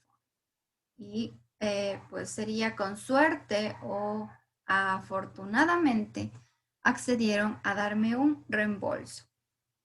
Así que, so guys, these phrases you saw, sorry that I interrupt you just for a bit, Teacher Diego. I want to share you something else. Let me just change presentation for a bit. Pay attention, guys, because you're going to need this. Van a necesitar lo que les voy a compartir en este momento. When you're telling a story, you need some phrases. Here we have the phrases you just did, right? Tenemos frases que nos van a permitir contar una historia. For example, when you want to start a story, you can start with phrases such as the first one, no, right? You won't believe what I did, or you won't believe what happened. Si no me vas a creer qué pasó. No vas a creer qué fue lo que hice, o qué fue lo que escuché, qué fue lo que escribí, qué fue lo que compré, ¿no es cierto? Son frases que nos permiten empezar una historia. Cuando ustedes llegan a la casa emocionados por algo y le dicen a la mamá, Mom, you won't believe what I did, or you won't believe what happened. O si se encuentran por ahí con sus compañeros, con sus amigos, a los tiempos y dicen, guess what? You will love this. Or did you hear about? Sí, todas estas frases que ven ustedes les van a servir para empezar una historia. So, guess what? Adivina qué. O podemos utilizar otras frases como you will love this, te va a gustar o te va a encantar lo que vas a oír. O did you hear about? ¿Sí? ¿Escuchaste sobre? Y cuentan, empiezan con el chisme, empiezan con la historia ahí. These sentences would help us in order to start the story. Ya tenemos el inicio, ¿no? Ya sabemos cómo iniciar una historia. ¿Qué pasa cuando ustedes están contando y ven que alguien está por ahí? Y ve cómo vuela la mosca y se distrae. Si no quieren que se distraiga una persona mientras ustedes están contando una historia, pueden ocupar algunas frases. Entre las frases que podemos ocupar está the funny thing is, right? The funny thing is, y lo chistoso es que, bueno, cuando uno escucha chistoso, tal vez regresa a ver, pone más atención, ¿no? So, the funny thing is, you can also use it turned out, y resultó que fue la tercera opción, it turned out, ¿sí? Y resultó que, guess what happened next, adivina qué pasó después. Okay, or the funniest part is, or the funniest part was, y lo más chistoso fue. So these phrases would also help you to recatch the attention of the listener. ¿Sí? Nos ayudan esas a volver como o mantener interesante nuestra historia. Sometimes when you're talking or telling a story, you're going to miss at some point. Cuando la historia es muy larga, a veces nos perdemos, ¿no es cierto? O cambiamos de tema, nos vamos a otro tema. And if you want to return to the main story, when you want to come back to the story, you can use these phrases. But anyway, right? Or back to my story. See, anyway, back to my story. Nos podrían servir como para volver nuevamente a la historia, ¿no? Anyway, de todas maneras, y hablamos de lo que estábamos hablando. And finally, when you want to end your story, you can use phrases such as in the end, for example, ¿sí? Al final pasó esto, ¿no? Estamos introduciendo ya lo último de nuestra historia. In the end, or maybe you could use any of these three sentences over here. I couldn't believe it. Sí, no podía creerlo. I was so embarrassed. Estaba tan avergonzado. Or it was awesome, or it was awful. It depends on the adjective you want to use. Va a depender mucho del adjetivo que ustedes quieran utilizar en esta última frase. Podemos utilizar adjetivos afirmativos para enfatizar algo bueno de nuestra historia. It was awesome. Fue genial, fue fantástico. It was fantastic. Or maybe you can use some other adjectives. For example, you can use it was awful, it was terrible, it was boring, etc., etc. You can use any adjective you want. So when you want to tell a story, or just in case, if you need to tell a story when you are in your proficiency test, don't forget to use these sentences. Or maybe in your midterm exam. Remember that you have your midterm next week. Acuérdense que tenemos el examen de medio semestre la siguiente semana. Si por ahí tienen en la parte de writing, les sale tell a story about lo que sea, ¿no? Escribo una historia sobre bla, bla, bla, bla, bla. You need to use these sentences, ¿ok? Van a necesitar utilizar estas frases para empezar la historia, para mantener interesante su historia o para finalizar su historia. So, make some notes about these phrases, take a picture, make a screenshot, whatever is useful for you, so you don't forget about these phrases, okay, guys? So, that's more or less what you need to know about these telling story phrases. And I think you have something else prepared, right, Teacher Diego? Yeah. Okay, for the last activity, guys, I'm going to present you some sentences in order to do a funny activity for knowing the stress and intonation. Okay, so for this activity, I'm going to do an example. Okay, let me see. Okay. In this activity, we are going to read these sentences without vocalizing, without saying words, just like, for example, okay. So please, this is with the first one. I like apples and bananas. You know. Okay, so let's see. Anita, please help me with the second sentence. ¿Leo o le digo como usted nos explicó? Without saying words, just like that. Just Okay. making sounds. Yeah. Mm, mm, mm.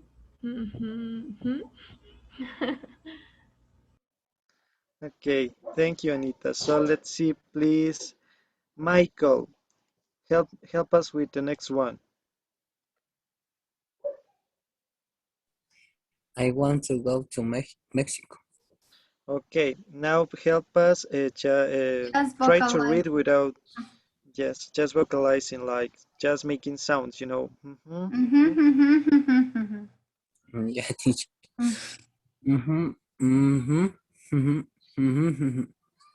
Okay, thank you, Michael. Let's see now, please. Let me see, Stefano. Are you there, Stefano? I broken up with my boyfriend. Okay. Dio risa.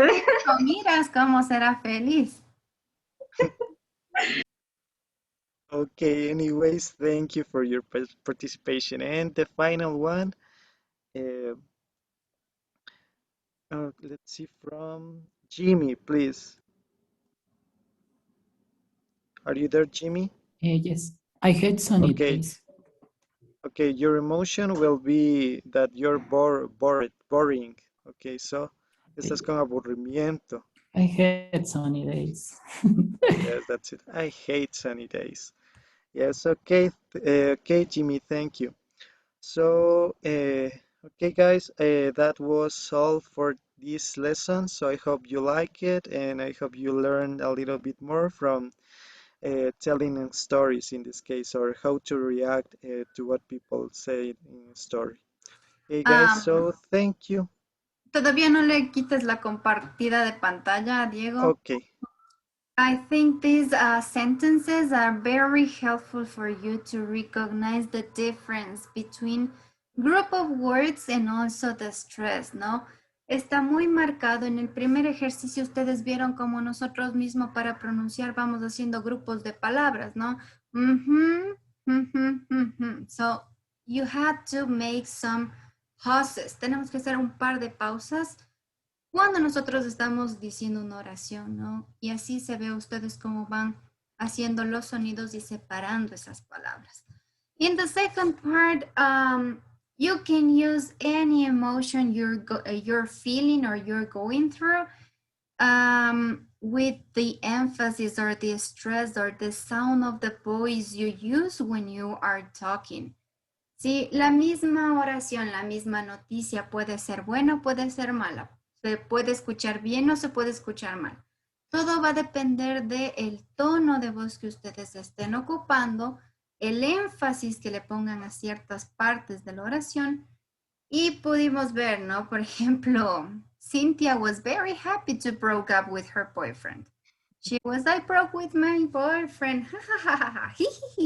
So, even though it seems to be a bad news, for her, she was feeling like happy to do that. Entonces va a depender mucho de la voz, ¿no? De la entonación, de la fuerza que ustedes le pongan a cualquiera de esas noticias. Now, using these guys, using these situations, remember that you learn some phrases to react to what people say. También aprendieron con Teacher Diego algunas frases para reaccionar ante ciertas situaciones. What would you say if somebody else tell you, my pet just passed away? ¿Qué dirían ustedes si alguien les dice, chuta, ¿sabes qué? Se acaba de morir mi perrito. My pet just passed away. ¿Cómo reaccionarían? ¿Ustedes qué le van a decir? ¿Qué frases podrían ocupar? Really? Really? Really, ¿en serio? ¿Qué más podrían decirle? What? What? Yes, no, si utilizamos ese what, están preguntando o quieren saber más información, ¿no? What? Seguramente la otra persona les va a decir, sí, se murió porque se tragó veneno, qué sé yo. Okay, so what? Yes, what else can you say?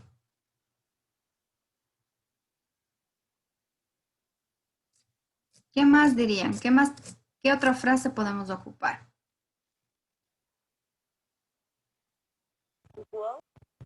Whoa. Whoa is like a surprise, yes. It won't be like a super wow, like wow. It will be like wow. It's like a sad news, right? Cuando tienen ustedes noticias malas o algo triste, you will use another tone of voice, right? Vamos a utilizar otro tono de voz. What else can you say? ¿Qué más podemos decir? Really? Ajá, ya me dijeron really. Hay otra frase que ustedes piden y utilizan para what happened. What happened could be. Otra, Oh my God. oh my God. Oh my God. That could be oh my God or oh my gosh. Right? Ese es como que están pero sorprendidos, ¿no? Oh my God. No lo puedo creer. Don't forget that you can also use phrases such as that sounds bad, that's terrible. ¿Qué más podríamos ocupar? Oh dear. Oh dear. Ajá, exactly. Oh dear. Ay, pobrecito. That's a pity, right? That's a pity. Qué pena. That's a pity. What happened on the other side if you heard the second news? I found $5 in my pants.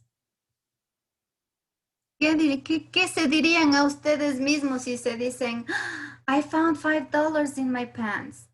Encontré $5 en mis pantalones. That is fantastic. That's fantastic. Yes. What else? Great. What else? Oh my gosh. I found $5.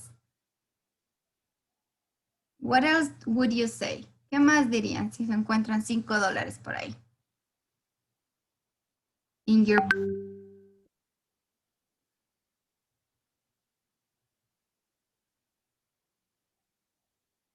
What else would you say? Thanks God, right? Ay, gracias a Dios encontré $5. Thanks God. Wow, or that's great. That's fantastic, as you said. What about the next one? I have a date this night. Tengo una cita esta noche. Si su mejor amigo o amiga les dice, I have a date this night, ¿cómo reaccionarían? What? Tell me more. What? Tell me more. Cuéntame más. What else?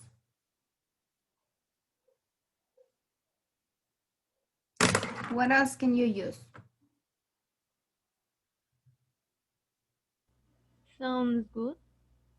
Sounds good. Excellent. Ajá, suena bien. Sounds good. Good luck. Good luck. Okay, that could be also an option. Good luck. Buena suerte. What else would you say? How would you react?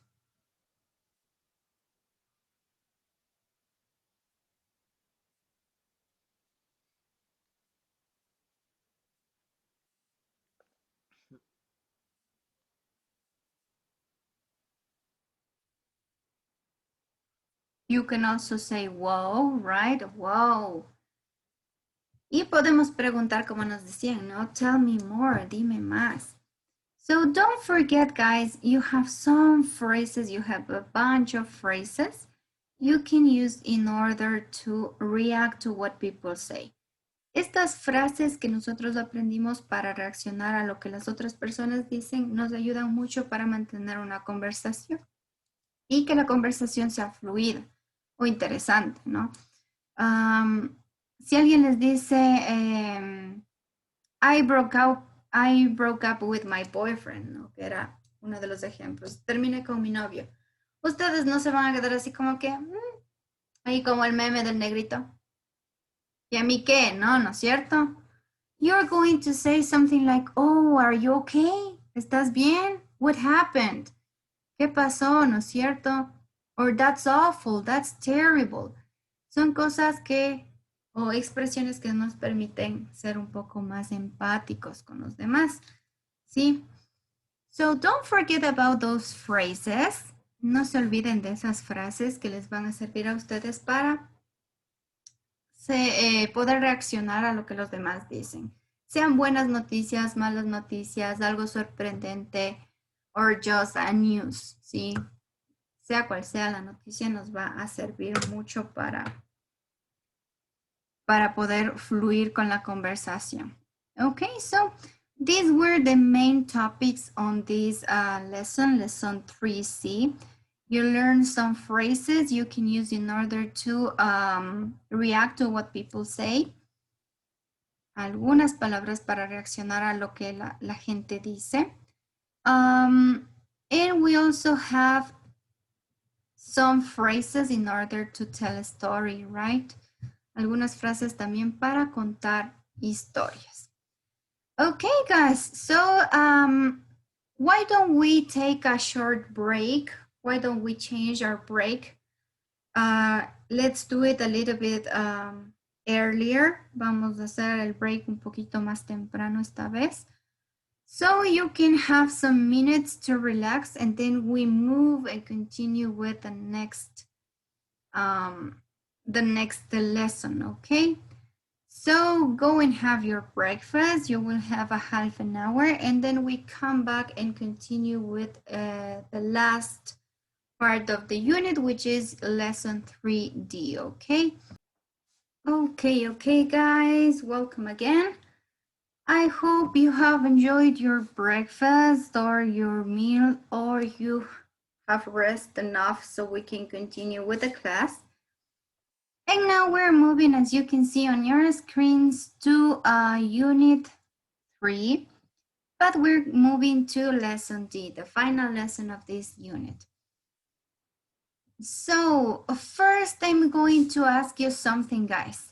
Here we have two questions. Think about the answers of these two questions. Can you help me reading question number 1, Christian, please?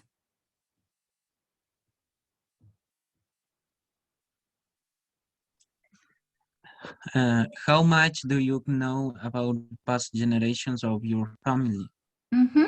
Thank you, Christian. So, Nikki, can you help me with number 2, please? Do you know more about your mother's or your father's side of the family? Why? Exactly. So, as you can see here, we're asking some personal information about family. Here we have in the first one, how much do you know about the past generations of your family? ¿Qué tanto sabemos o qué tanto recordamos de las generaciones pasadas de nuestra familia?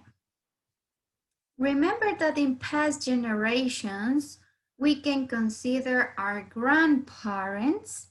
¿Sí? Dentro de las generaciones pasadas estarían nuestros abuelos, our great-grandparents, ¿sí? Nuestros bisabuelos, our great-great-grandparents, serían nuestros tatarabuelos.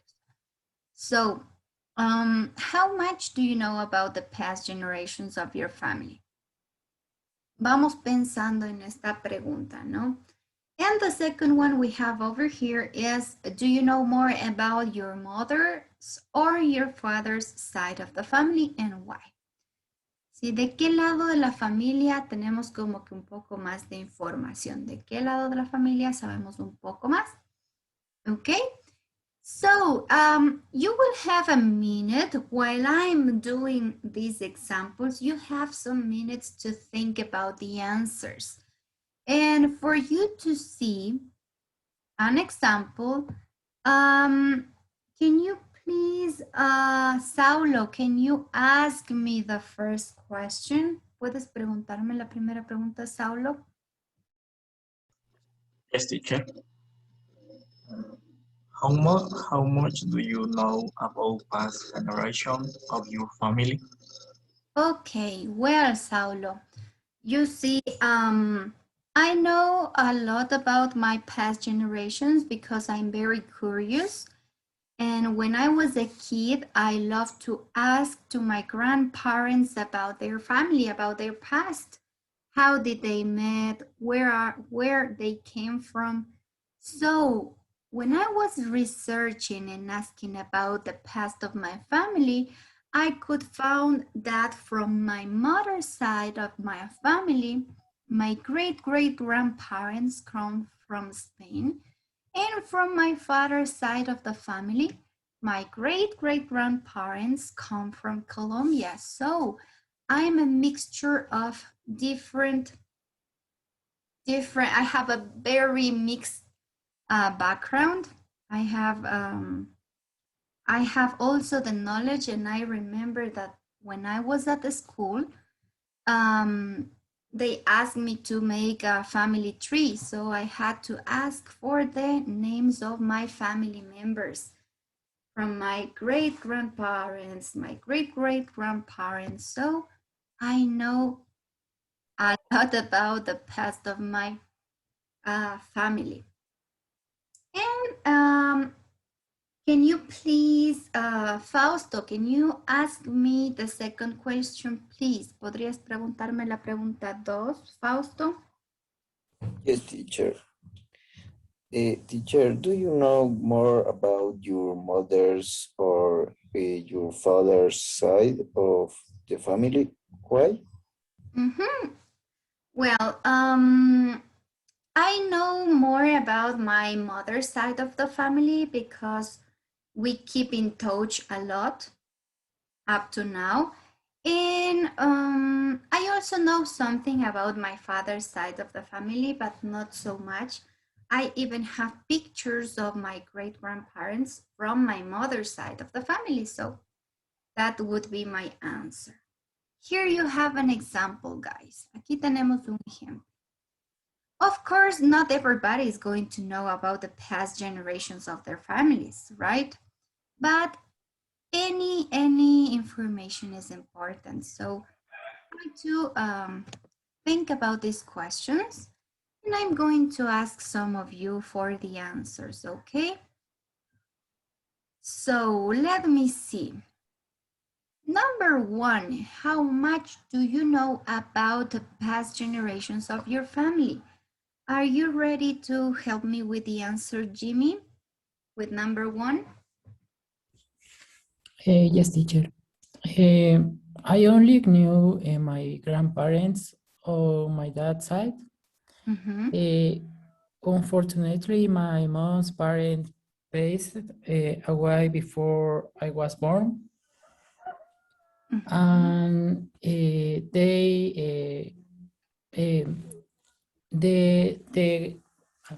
the grandparents of my dad live in Otavalo.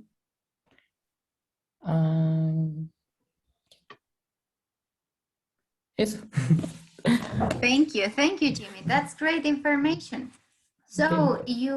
you know your grandparents from your dad's side or your father's side of the family. That's good. And it's also a blessing that you still have them alive. Sí, todavía hay que tomar en cuenta que es una bendición dadas las circunstancias que contemos con los abuelitos en algunos casos todavía con vida. So thank you for your participation, Jimmy. Can you help me also with your answer, please? Kathy.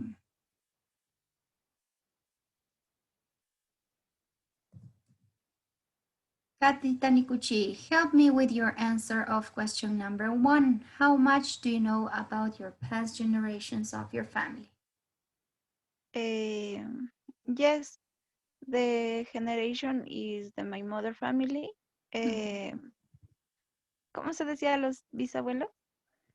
Bisabuelos, les voy a escribir ahí. Es great, como de genial.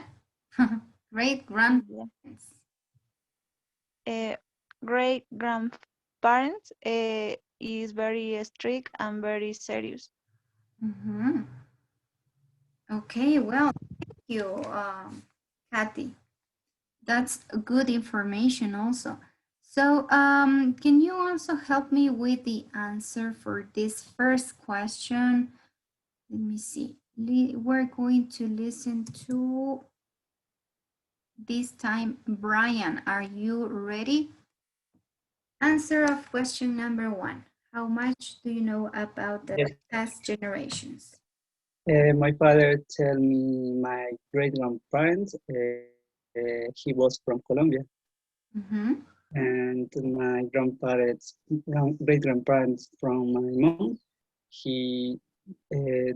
They were from here. From Ecuador, okay. Thank you. Thank you, Brian. So I'm going to write you over here how you say bisabuelos. We have great grandparents para referirnos a los dos, ¿no? A bisabuelos. Great grandparents. So Thank you for your answer. So here, Brian was sharing with us where they come from. Some of them come from Colombia and some of them are from here, from Ecuador. So that's very interesting information. Let's continue with someone else. I'm going to ask to some of you for the first question too. So can you help me, Christian? What would be the answer of number 1?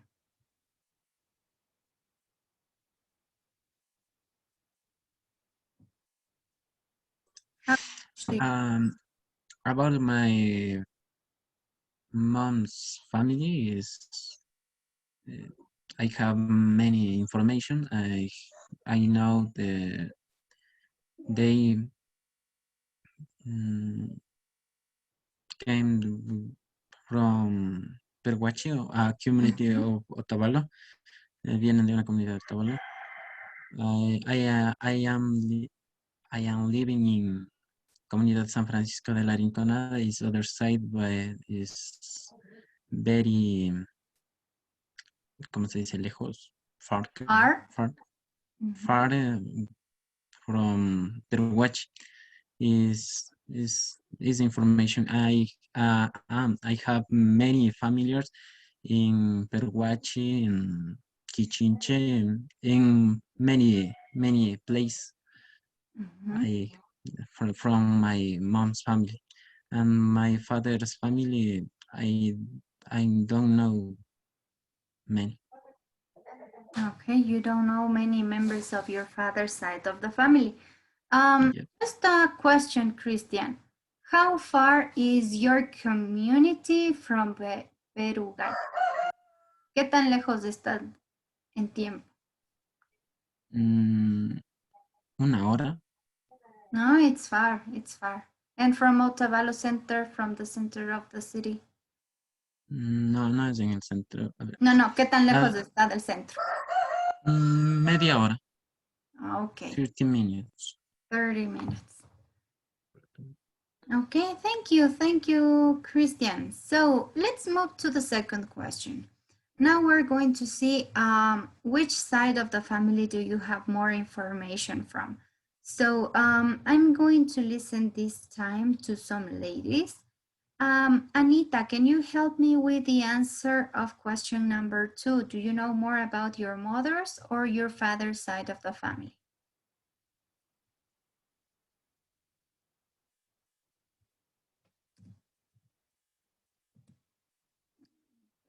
Here, I think. So we're going to listen to Michelle. Can you help me with answer of question number 2? Respondo la pregunta, teacher.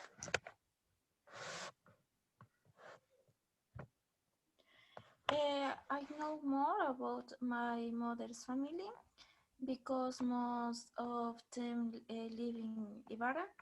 In my childhood, I used to visit them frequently, visiting my grandparents and playing with my cousins and uncles. Exactly, thank you. That's great information. So you know more about your mother's side of the family because they live in the same city as you do. Thank you. So now I want to hear to Luisito. Luisito, can you help me answering question number 2? En the number 2, teacher, ahí dice de qué lado conoces más, de la madre. Sí, no. Sí, ¿de qué lado de la familia como que tienes un poco más de información, sabes más o conoces a más?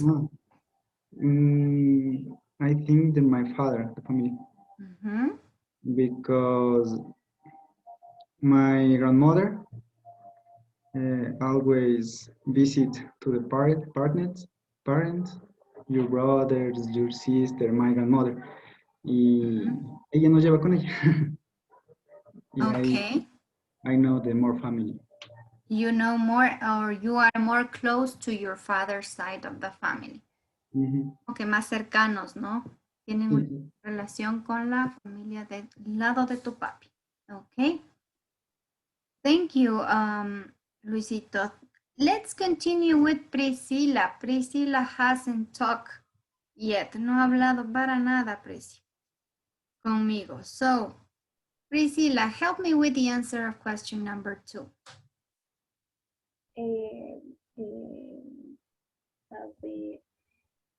I don't know much about my father's family because his mother did when my father was a child, and I know the most about my mother's family because I have been to talk with my grandparents and because they live the same city.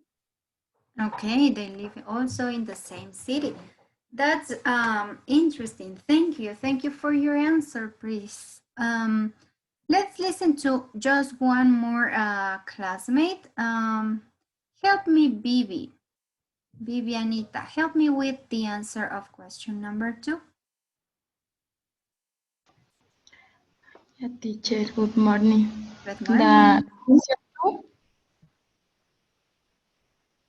Ya. Se recortó las palabras, dije, pero creo que es la pregunta 2. Bueno, I know my mom's family better because I also knew even my great grandparents and we used to eat with my great grandparents. Exactly. Thank you, Bibi. So, guys, thank you for your answers. As far as we have heard, some of you have shared some moments with some family members from your mother's side or maybe from your father's side of the family. In some cases, we haven't met all the family members because some of them has passed away. Even before we were born, right? So we don't know some of them. In some other cases, you get to know the family in some difficult situations. For example, when you go to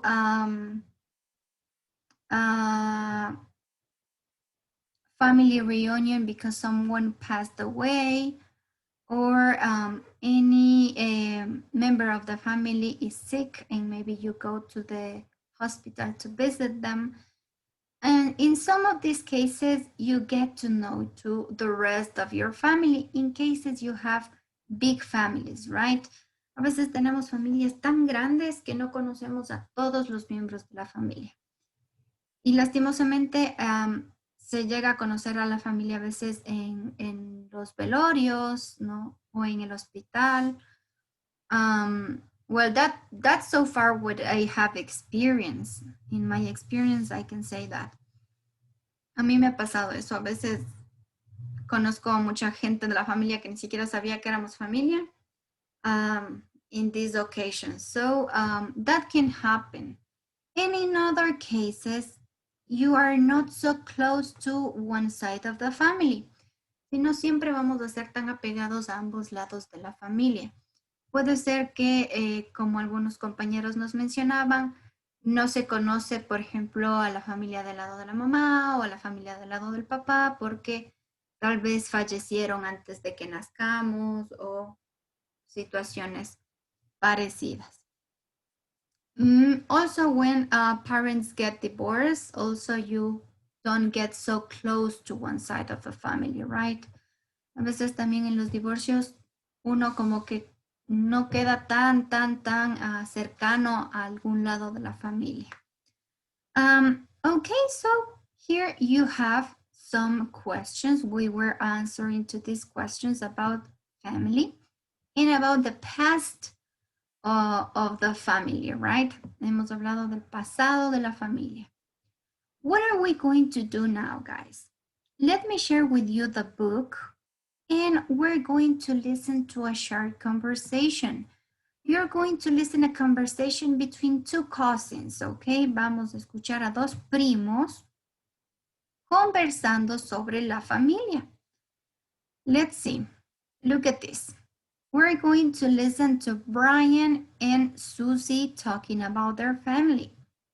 Pay attention to the listening, guys, because later on, you're going to help me completing the following questions, okay? Pay attention. You're going to answer, how do you think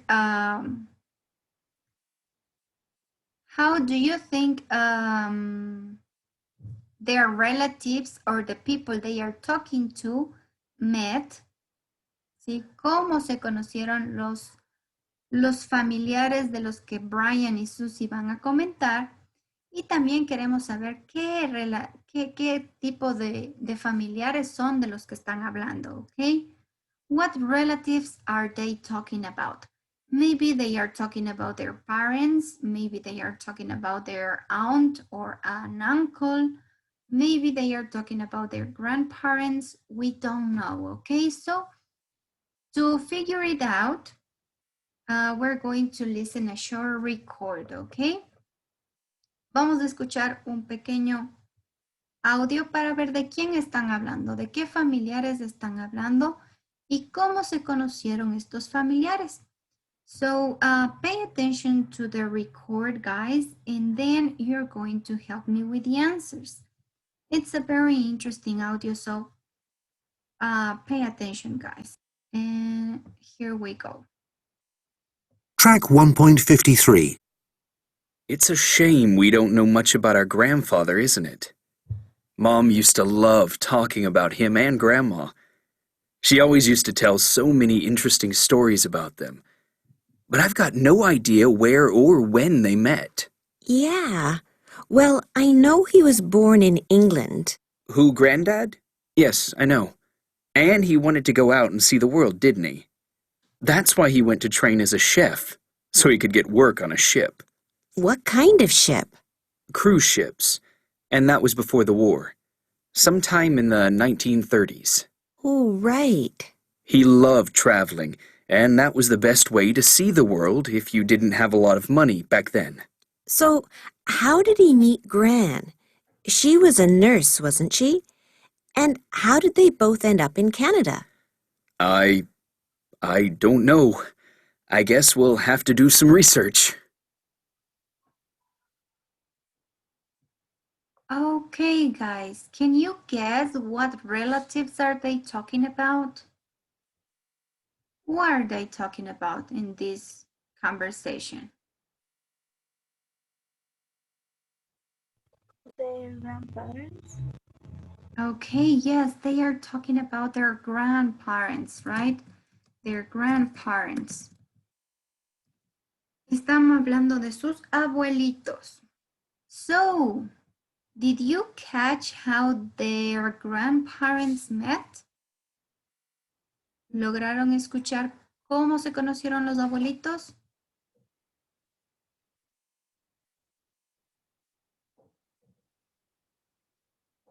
No tenía ni idea. Okay, yes, they have no idea, so they started researching, right? Empezaron como que a buscar información. Let's listen again so we can catch how they got to know each other, okay? Vamos, escuchemos otra vez una partecita para ver cómo fue que se conocieron los abuelitos. Let's listen, guys. I love talking about him and Grandma. She always used to tell so many interesting stories about them. But I've got no idea where or when they met. Exactamente, aquí está lo que tú me decías. They have no idea how they met.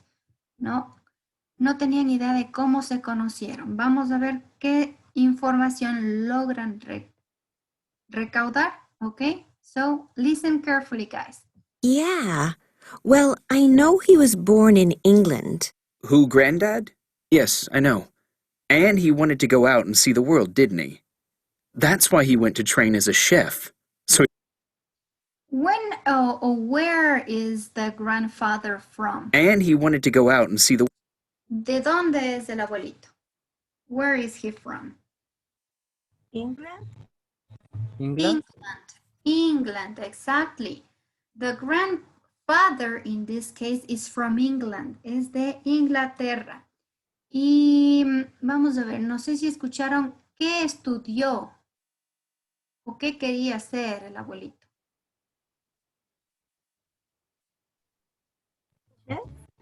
Chef. Exactly. He wanted to be chef. Because he wanted to know the world. Él quería conocer el mundo. Y para nuestros abuelitos, pues era muy complicado antes viajar. Imagínense lo difícil que era a veces hasta coger el tren, ¿no? So imagine to know all the world. Listen carefully, guys. I know he was born in England. Who, Granddad? Yes, I know.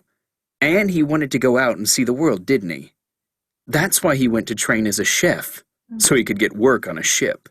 What kind of ship? Cruise ships. And that was before the war. And where did he work? When did the grandfather work? ¿Dónde consiguió trabajo el abuelito? In a ship. In a ship. Exacto, en un barco. ¿Qué tipo de barco? What kind of ship?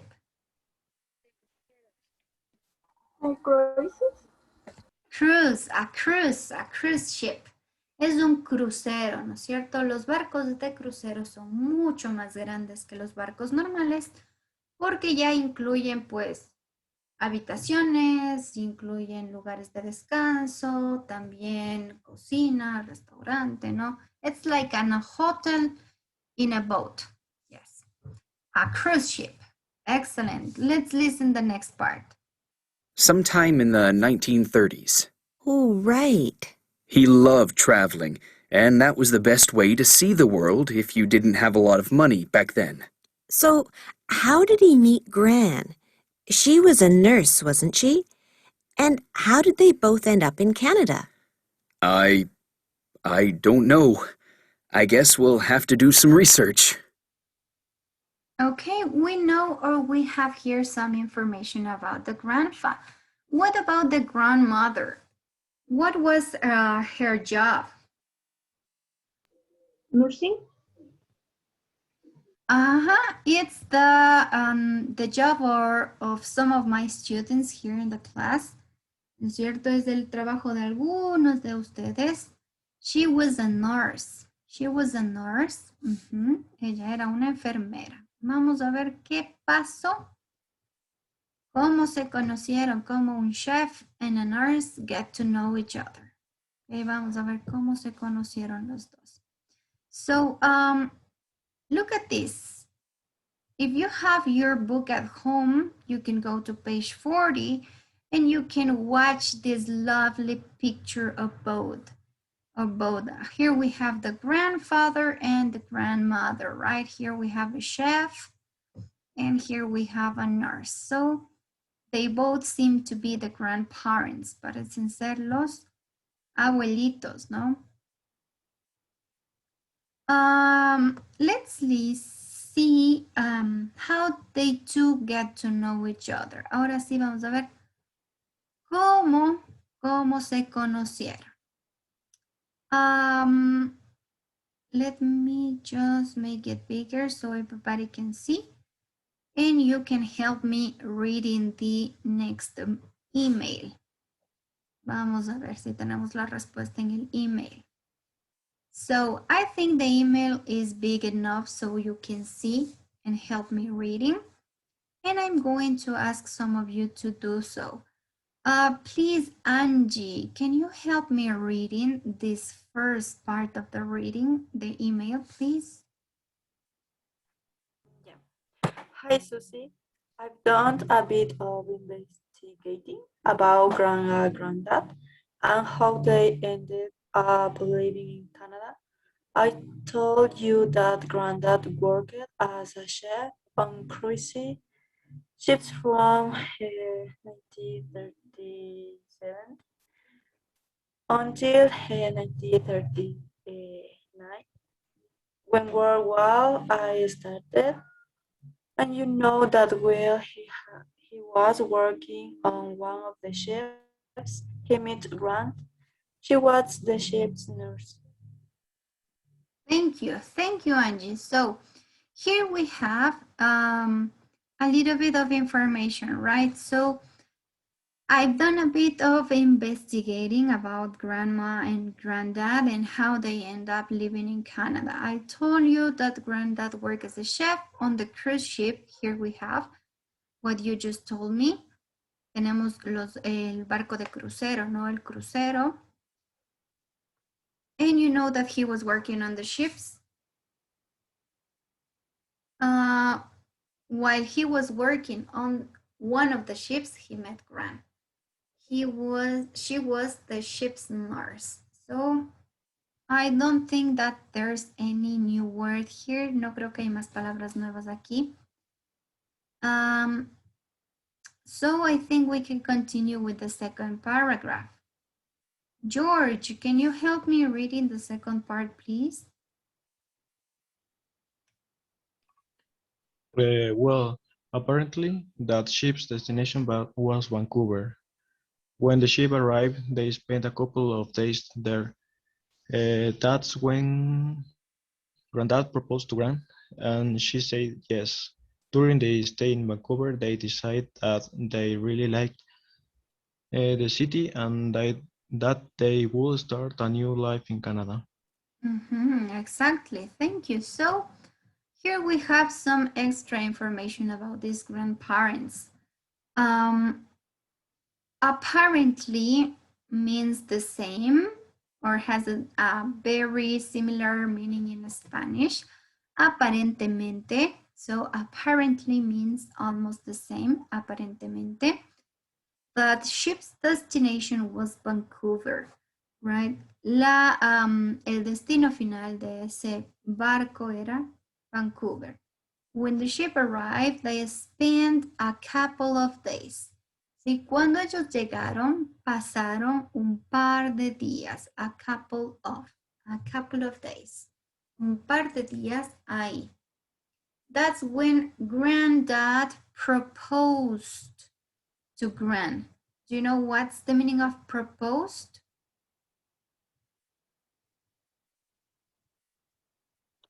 ¿Propuso? Proponer. Este proposed se refiere como al pedir la mano, ¿no? Declarársele a alguien. Proposed sería como pedirle que se case con la otra persona, ¿no? That's when Granddad proposed to Gran. Fue ahí cuando el abuelito le propuso matrimonio a la abuelita, and she said yes. Y ella dijo que sí. During their stay in Vancouver, they decided that they really liked the city and that they would start a new life in Canada, okay?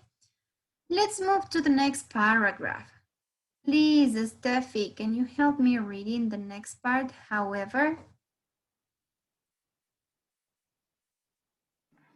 Yes, teacher. Help me. However, World War II started and Grant had to go back to England and join the British Army. Meanwhile, Grant stayed in Canada because it was much safer. They were separate for 5 years and missed each other very much. Grant was quite lonely at first, but after a couple of months, she got a job in a hospital and she made friends there. She was always very friendly and good at talking to people. Thank you, Steffi. So let's continue with some of the words that maybe can be new for some of you. Here we have Granddad had to go back. Go back means regresar. Sí, no se olviden. Go back means regresar. It's a phrasal verb. Tenemos aquí un verbo frasal que significa regresar. So Granddad had to come back or go back to England and join to the British Army. Tuvo que enlistarse, ¿no? O unirse al ejército británico. Join sería unir, en este caso unirse o enlistarse. Okay, here we have the word join. And we also have army. Para los chicos que han jugado cualquier juego de guerrita, ya saben el significado de army, right? Es del ejército. Meanwhile, ¿qué significará este meanwhile?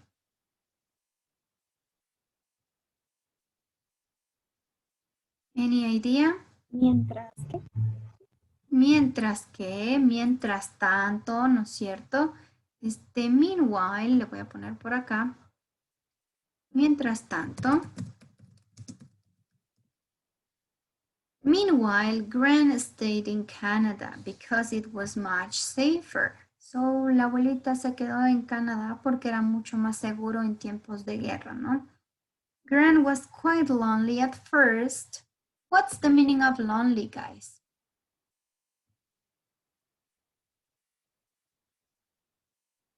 ¿Qué significará esta palabrita? Lonely.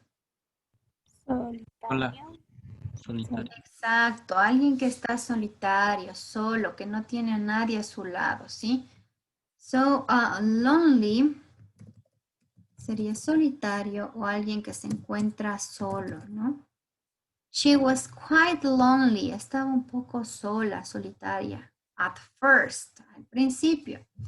But after a couple of months, pero después de un par de meses, she got a job in a hospital and she made their friends. She was always very friendly and good at talking to people. Su abuelita después ya consiguió trabajo y hizo unos amigos por ahí. Okay, so let's see what happens next. Vamos a ver qué pasa después. Let me just erase this so I can move and the rest of your classmates can help me reading the last part of this love story.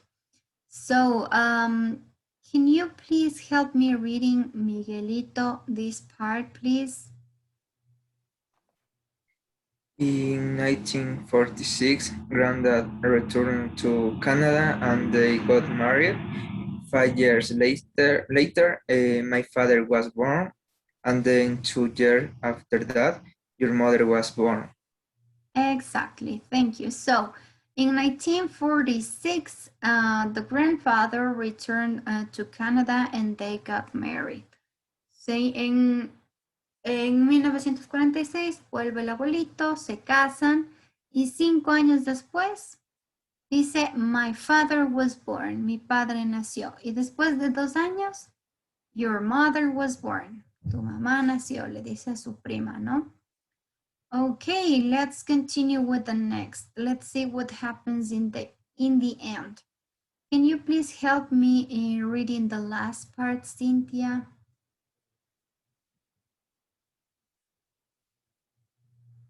Yes, teacher. Grand and granddad live in the same house for 30 years.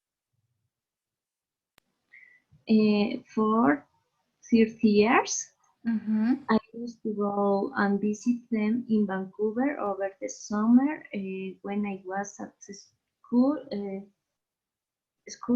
Would you like me to take you to see house one day, Brian? Exactly. Thank you, Cindy. So, Gran and Granddad live in the same house for 30 years. Los abuelitos vivieron en la misma casa por 30 años. Y aquí Brian nos dice, I used to go and visit them in Vancouver. Solía yo ir a visitarles en Vancouver. Durante, over, significaría durante el verano. Ok, over the summer. So, durante el verano iba a visitarles cuando estaba en la escuela. Y aquí nos dice una pregunta. Would you like me to take you to see the house one day?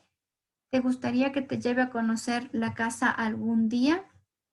Sí, eso nos da como a entender que tal vez ya no viven en la misma casa, ¿no? Pero Brian recuerda cuál es la casa. Por eso nos dice, would you like me to take you to see the house one day? ¿Te gustaría que te lleve a ver la casa o a conocer la casa algún día? Okay, guys, so can you guess how these two grandparents met? ¿Cómo se conocieron entonces los abuelitos?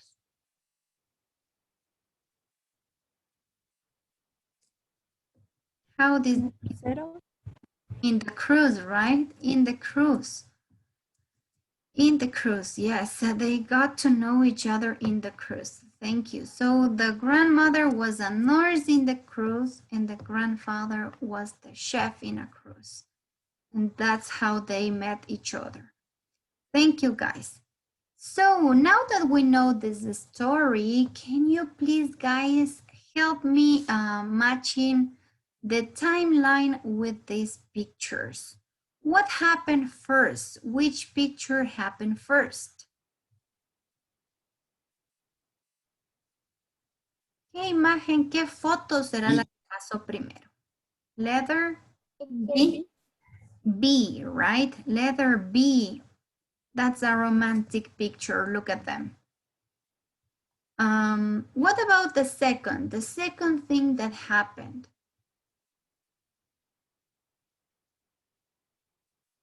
Letter D. Okay, letter D. What do you think, guys? Do you agree? ¿Qué pasó después? Letter D, that's right. First, they got to know each other, right? Primero se conocieron. They were in the cruise. After that, what happened? The grandfather had to go to the war, right? What happened next? Okay. Letter A. Okay, letter A, yes. When the grandfather was in the war, the grandmother had to work in a hospital and she made some good friends, right? We can see her. She is now with some friends in the hospital. Thank you, guys. Let's see what happens or what's the next thing that happened. Letter C. Letter C. When grandfather came back from war, they finally could got married, right? So they got married. And the last thing we have over here would be letter E. Right? After they got married, they could have children. So we have here different pictures of what happened, right? Have you seen pictures like this in your house? Have you seen pictures like this in your house or in your grandparents' house? Michael, have you seen pictures like this in your grandparents' house?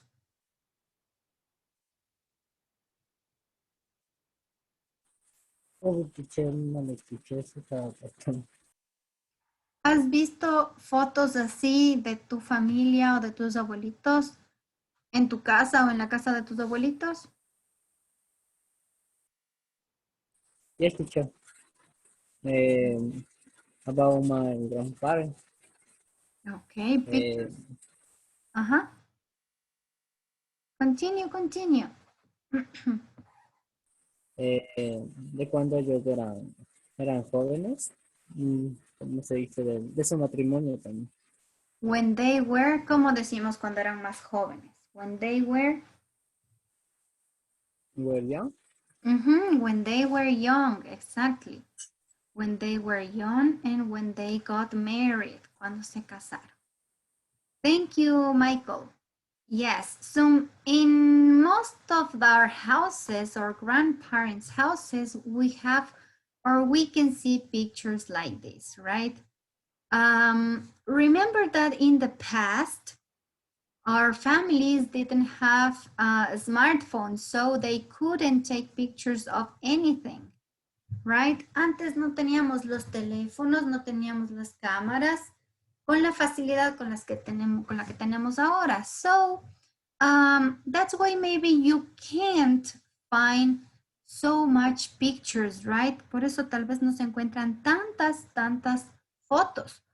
Las fotos antiguas en la familia generalmente eran de únicamente eventos importantes, ¿verdad?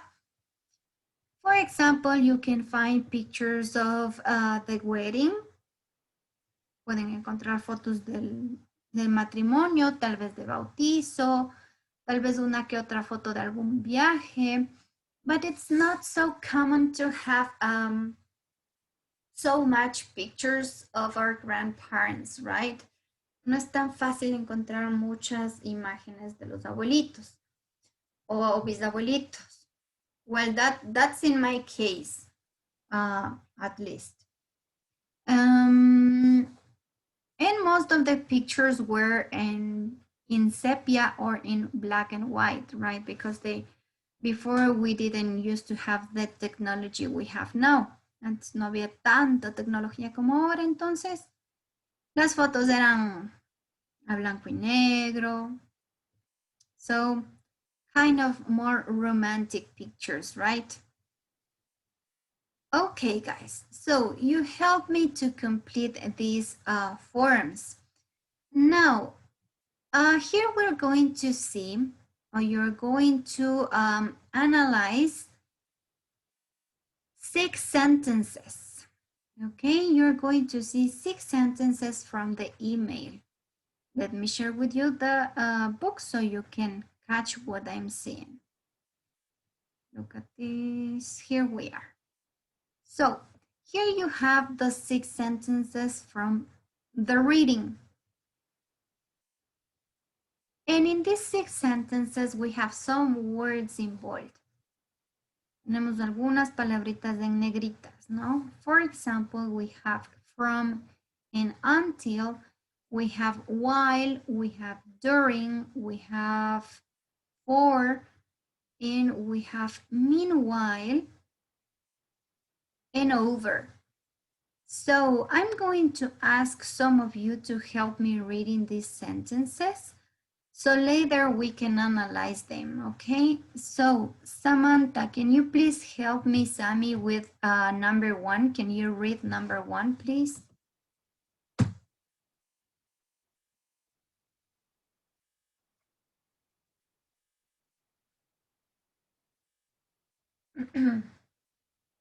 Samantha, la 1. La primera, teacher, the Oh, from. yes. From. A ver, from 1937 until 1939, he worked as a chef of cruise ships. Exactly. Ships, yes. So be very careful with dates, guys. Mucho cuidado con las fechas, ¿no? Generalmente van a ir ustedes pronunciando de 2 en 2. 1937 or 1939. De 2 en 2. Don't forget about that. Okay, so he worked as a chef on cruise ships. Thank you, Sammy. Let's continue with number 2. Fausto, can you help me reading number 2, please? Yes, teacher. While he was working on the ships, he met Grant. Thank you. Was working on the ships, he met Grant. ¿Sí? Mientras estaba trabajando en uno de los barcos, él conoció a la abuelita. Let's continue with number 3. Kathy, can you help me reading number 3, please?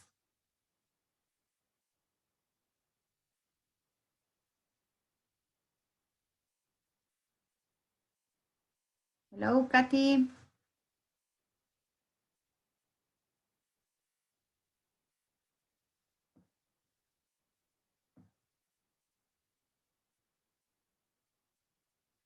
Okay, it seems that Kathy is not in the class. So let me ask it to Tanya. Can you help me reading number 3, please, Tanya? Yeah. During their stay in Vancouver, they decide that they really like the city. Exactly. During their stay, mientras ellos, mientras estaban, ¿no? Mientras o durante su estadía en Vancouver, decidieron que les gustaba mucho la ciudad. Let's see number 4. It's very easy. Jennifer, can you help me reading number 4, please? They were separated for 5 years. Exactly. They were separated for 5 years. Estuvieron separados por 5 años. Erika, can you help me reading, please, number 5? Meanwhile, Grand stayed in Canada and Granddad went back to England. exactly. Grand stayed in Canada and Granddad went back to England. So, Steve, can you help me reading the last one, please? I used to visit that over the summer. Exactly. I used to visit them over the summer. Solía visitarles durante el verano. So, what do you think these words in bold describe? Do they describe a point in the time? I mean, a specific time or any specific point in time, or maybe they are talking about a period of time. What do you think? ¿Para qué nos sirven estas palabritas en negrita? ¿Para hablar de un punto específico del tiempo o de un periodo de tiempo?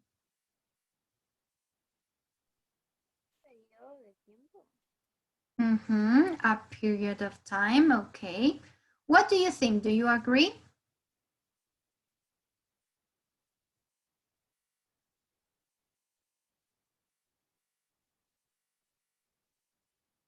¿De acuerdo o no de acuerdo? ¿Un punto en el tiempo o un periodo de tiempo?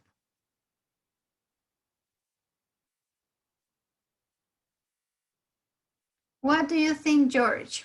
A point in time or maybe a period of time?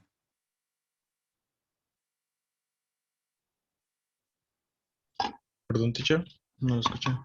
What do you think these words are being used for? To talk about a point in time or a period of time? Period. Exactly. So yes, these words in bold are going to be useful for you when you want to talk or describe a period of time, okay? Para describir un periodo de tiempo nos van a servir estas palabras. So, can you please, guys, help me completing the rules? I'm going to ask some of you to help me with the rules. Angie, can you help me with the first rule, please? We can use while or during before a noun or a noun phrase. ¿Cuál de los dos se ocupa antes de un sustantivo? While or during? Why? Are you sure?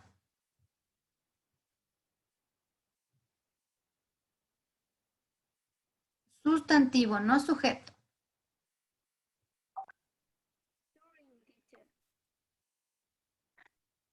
We can use during before.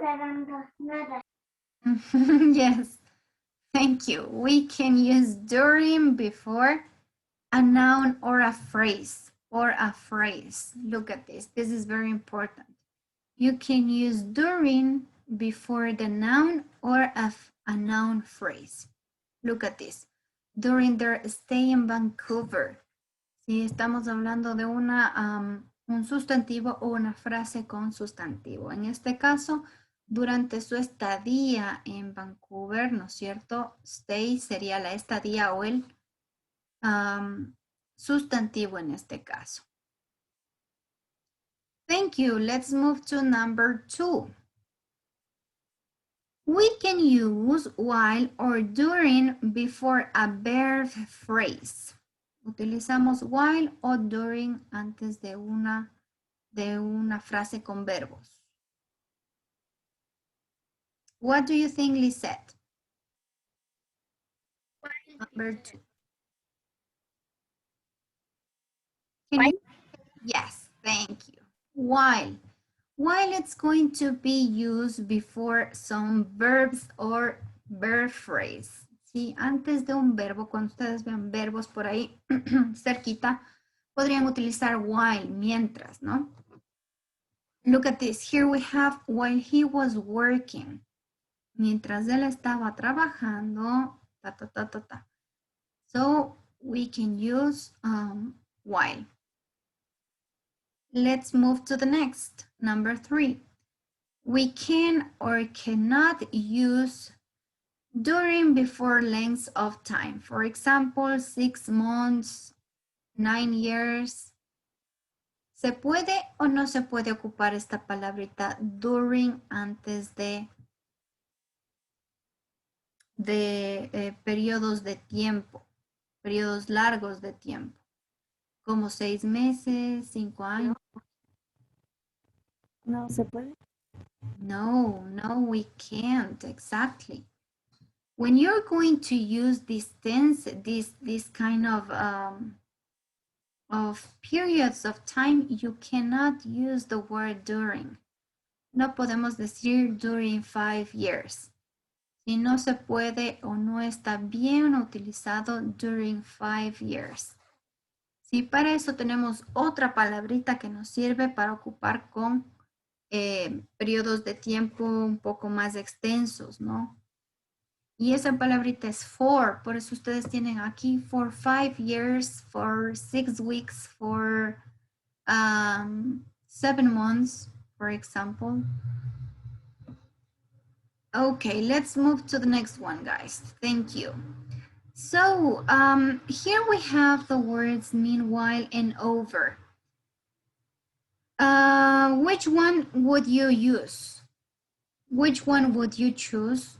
Meanwhile or over means the same, means at the same time, and it's always at the start of a sentence. ¿Cuál de las dos palabritas, meanwhile o over, se utiliza al inicio de una oración y significa en el mismo tiempo mientras? Meanwhile, right? This is very easy. Just don't forget that this word goes always at the beginning. Sí, ese es el truco con esta palabra. Meanwhile va siempre al inicio de una oración. Sí, si es que van a hablar de un periodo de tiempo. And the last rule we have right here is meanwhile or over can mean the same as during. ¿Cuál de las dos significa lo mismo que during?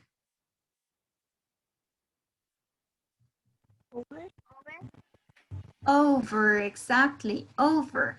Over means the same as during. Sí, tiene el mismo significado de during.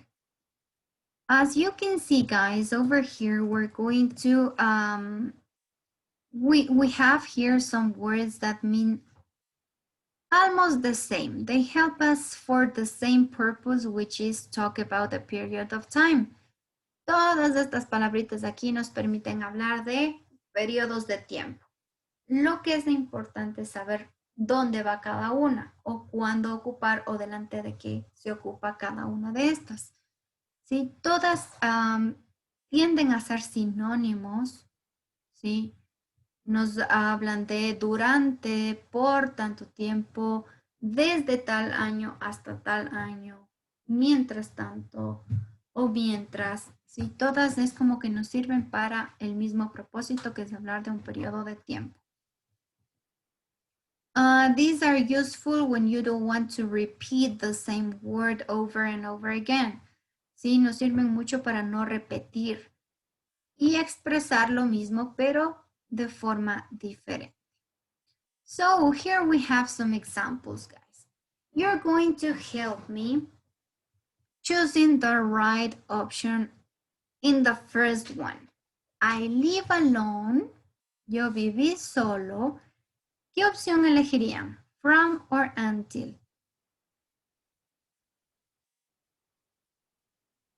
Nikki, can you help me with number 1, please? I lived alone from or until 1993, and from or until I got married. The answer is I live alone from 1993 until I got married. Exactly. Thank you, Nikki. So, I lived alone, viví solo desde 1993 hasta que me casé. From 1993 until I got married. Thank you. Let's move to the next one, please. Melanie, can you help me with number 2, please? I work as a chef.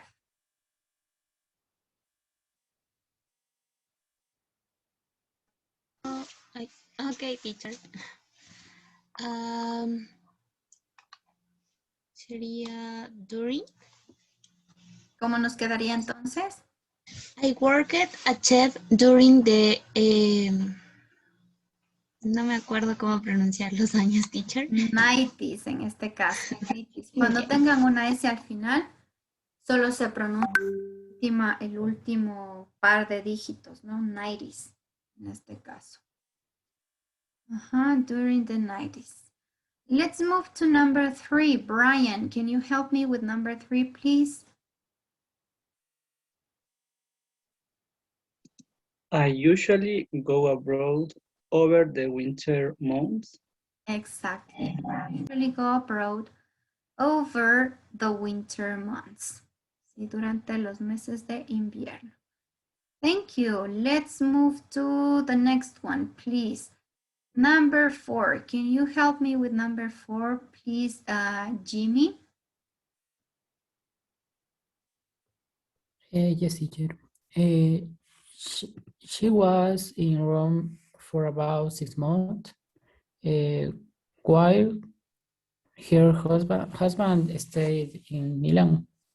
Okay, yes, but you did the other exercise. Can you do the upper one? I lived in London. Sorry, teacher. Okay, I live in London while I live in London while I was working for the government. Exactly. I lived in London while I was working in the government. Thank you. And now we're moving to the last one. And this one has 2 options to choose. So can you help me with this one, please, Steffi?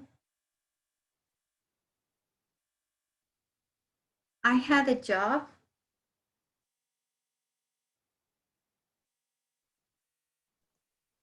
I had job in Los Angeles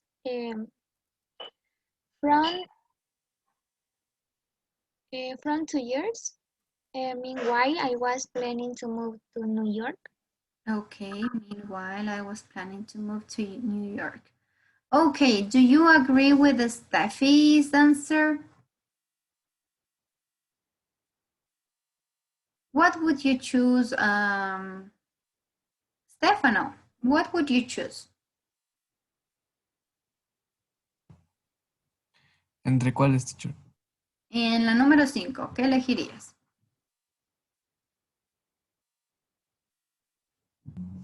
For y después meanwhile. Exactly, for.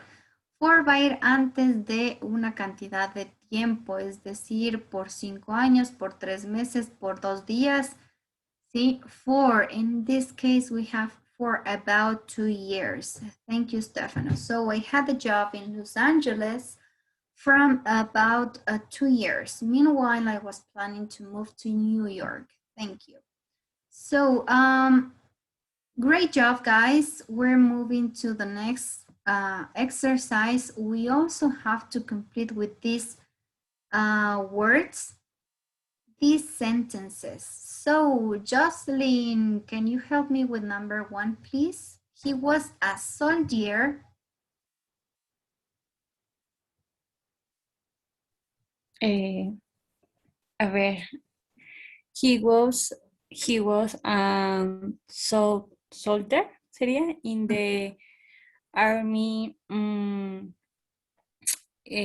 for 5 years. Exactly. For 5 years. Ahí tenemos una cantidad de tiempo, ¿verdad? For 5 years. Thank you. Let's continue with number 2. Can you help me with number 2, please? Priscilla, help me with number 2. He went to India. He went to India twice while he was working on the book. Exactly. He went to India twice while he was working on the boat. Aquí tenemos el verbo, miren, he was working. So, while es la correcta. Muy bien. Thank you. Let's continue with number 3. Please, can you help me with number 3, Annabelle? He was in Italy. Oops. Number 3. Teacher, ya veo. He was in Italy from 1943 until 1945. Exactly. Yes, so the right answer is from, right? Él estuvo en Italia desde el 43 hasta el 45. Thank you. Let's continue with the next, number 4. Anita, can you help me with number 4, please? She was in Rome. She was in Rome for about 6 months. Meanwhile, her husband stayed in Milan. Exactly. Meanwhile, meanwhile, her husband was in Milan. What about the last one? Can you help me with number 5, please? Vivi?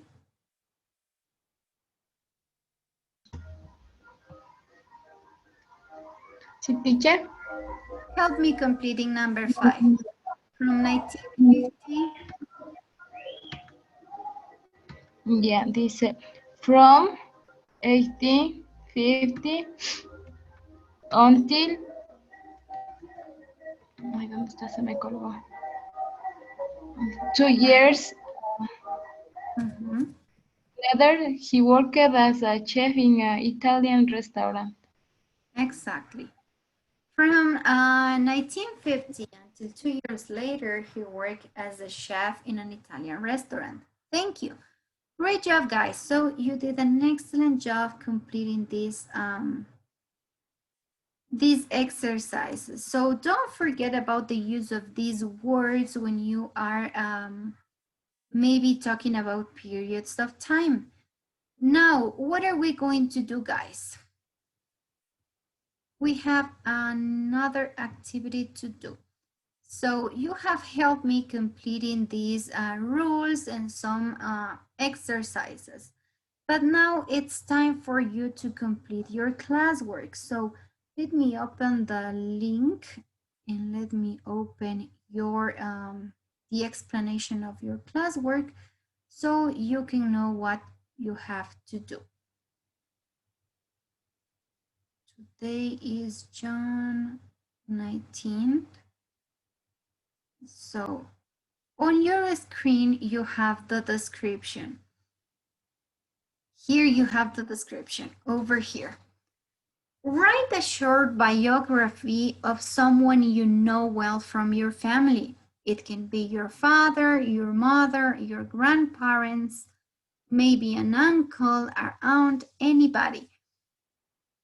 Just it has to be someone you know well from your family. Use the words to describe the time while telling you your story. So you're going to use meanwhile, while, for, during, from, and until, and over in your biography, okay? To make it a little bit easier, you can think of the next things. So you can include this information in your biography. You can talk about why this person is important to you, what you remember the most about this person, and what the key events in this person's life are. Okay, so you can think about these three aspects of the family member you choose, and you are going to write them down in a biography. Okay, so let me share with you the link so you can start with your Padlet. You're going to write from 80 to 100 words in this biography. Try and don't forget to use these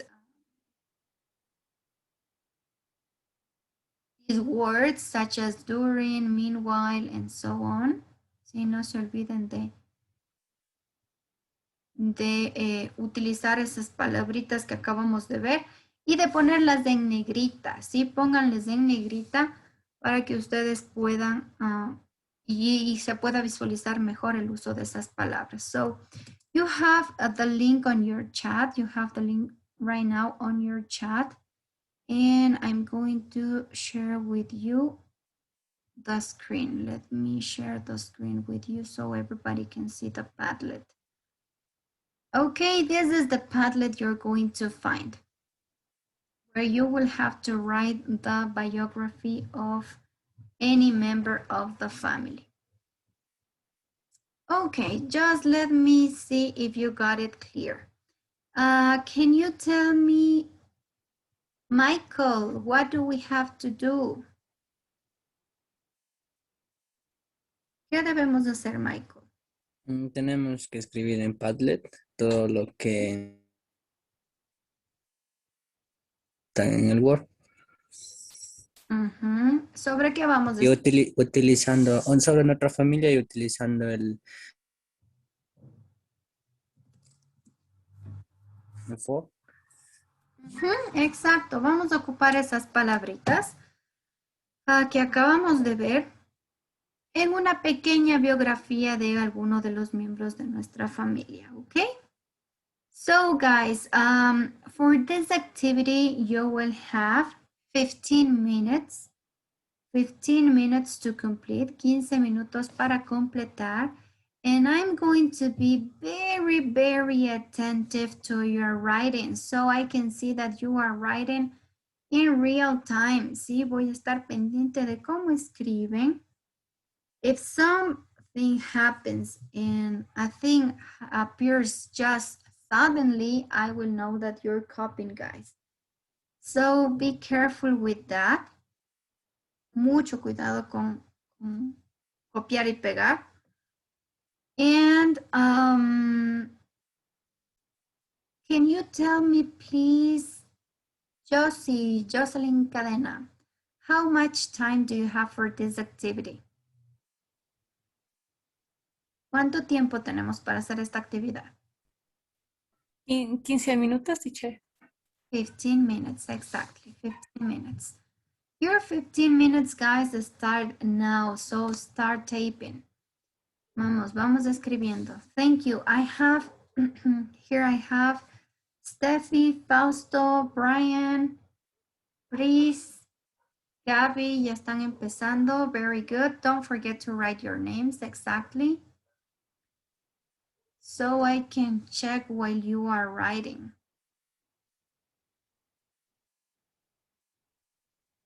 So as you are writing the biography, I will be checking the content so I can give you some feedback in real time, okay? Don't forget, guys, when you are writing, no se olviden que mientras ustedes están escribiendo es importante recordar los signos de puntuación. ¿Qué letras o qué palabras van en mayúsculas? Cuando ponemos coma, ¿ok? Be very careful with that. Of this unit number 3. So the ones who finish with uploading the evidence of their classwork, you can go and open your Kahoot, and I am going to share with you the codes so you can start joining to the Kahoot, okay? Just give me a second while the Kahoot is opening, and then I share with you the link, okay? So, okay. Just upload your evidence, guys.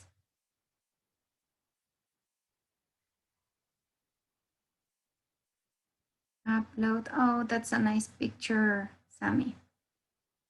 Upload your evidence. And let me finish screen so you can see the code. On your screen, guys, you have the code of today's Kahoot.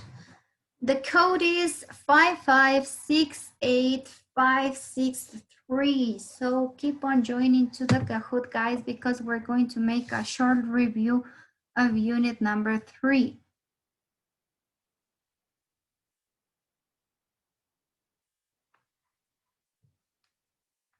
Thank you, Jimmy, Gabby, Israel. Thank you.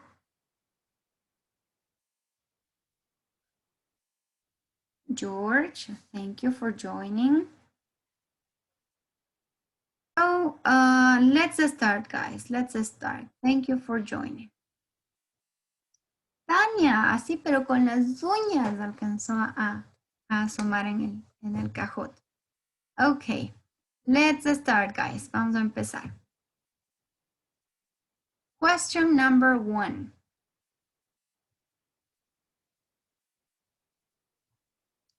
As I became better at drawing. As I grew up, grew apart, or grow apart. What do you think? 5, 4, 3, 2, 1. Come on, hurry up. As I grew up. ¿Por qué no ocupamos este grow up? Ojo que grow up estaría en presente. Y este as, acuérdense que as, when, and while nos recordaban a los narrative tenses o eran palabritas que nos permitían a nosotros unir oraciones en el pasado. As, while, and when. ¿Sí? Por eso la respuesta correcta en este caso era grew up. ¿Sí? As I grew up. Mientras iba creciendo, mientras crecía, me volvía mejor en el dibujo. As I grew up, I became better at drawing. So let's see the scores. Let's see the scores. Well done, Cynthia, Steffi, Miguelito, Josie, and Lisette. Let's continue with number 2. My grandma will look similar and we both like dancing. ¿Qué verbo nos permitía decir que estamos parecidas o nos vemos iguales? Took after, take after, bring up, brought up. It's almost time, guys. Take after. We didn't know if here I have similar score. 7 of you chose took after and the other 7 take after. Sí, algunos escogieron en el pasado, otros en el presente, pero sí. El verbo que nos permite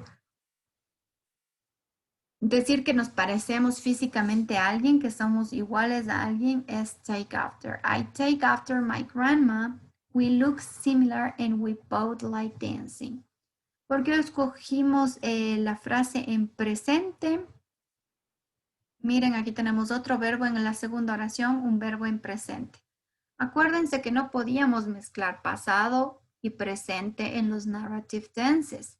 Entonces, si en la otra oración está en presente, pues en la primera oración vamos a utilizar el verbo en presente, take after. I take after my grandma. No nos olvidemos. Take after no solo es como cuidar, sino también el verbo parecerse físicamente a alguien. Let's continue with the next one. Well done, guys. Steffi, Josie, Juliet, Cynthia, and Gabby. Let's continue with number 3. So, my parents in Ambato bring me up, brought me up, or raised. Me criaron. What would it be? Me criaron. En pasado. My parents brought me up. Brought me up in Ambato. Yes. Bring up sería el verbo en presente, el verbo criar. Bring up. Sí, este sería criar. En presente. Pero en este caso, ningún niño chiquitito va a decir me están criando, ¿no? Sino en este caso me criaron, mis papás me criaron en Ambato. Brought me up en pasado. Brought me up in Ambato. So, thank you guys. Let's continue with the next. Well done, ladies and Miguel. Let's continue with number 4. Could you this afternoon and remind him to bring the food, please? Could you run him up, ring him up, ring her up, or called? Which one would you use? ¿Qué frasal verb ocuparíamos? 5, 4, 3, 2, 1. Come on. Ring him up. Okay, ring up. No nos olvidemos, ring up es un phrasal verb que nos permite decir que vamos a llamar a alguien, ¿no? Could you ring him up this afternoon? Podrías llamarle esta tarde y recordarle que traiga la comida, por favor. Could you please remind him or call him up and remind him to bring the food, please? Let's continue with the next. Very good, guys. So, number 5. My cousin and I, since our families had an argument when we were children. Mis primos y yo, desde que nuestras familias tuvieron una discusión o una pelea desde que éramos niños. ¿Qué será? Grow apart, grew apart, grow up, grew up, grew apart, right? Mis primos y yo crecimos separados desde que nuestras familias se pelearon cuando éramos niños. Aquí ya tenemos la pista, when we were. Si estamos hablando del pasado, we were children. Entonces el verbo iría en pasado, grew up. ¿Sí? Grew apart in this case. Crecimos separados porque nuestros familiares se pelearon. Okay, let's continue with the results. Congratulations, Christian, Steffi, Cinti, Prissy, and Juliet. Let's continue with the next. Number 6. This weather is so hot and my hair is so long. I want to put it off, put off it, putting off, or cut. Tenemos aquí un phrasal verb que significa cortar. Lo quiero cortar. I want to cut it off. Ojo, cutting off no nos sirve. Cutting off no es una opción siquiera.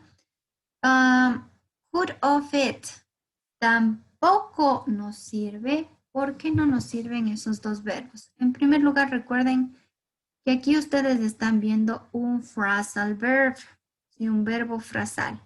Este verbo frasal se puede separar. El verbo frasal sería cut off. Podría ir solito, cut off, pero no cutting off, ¿sí? Y en este caso estamos poniendo ahí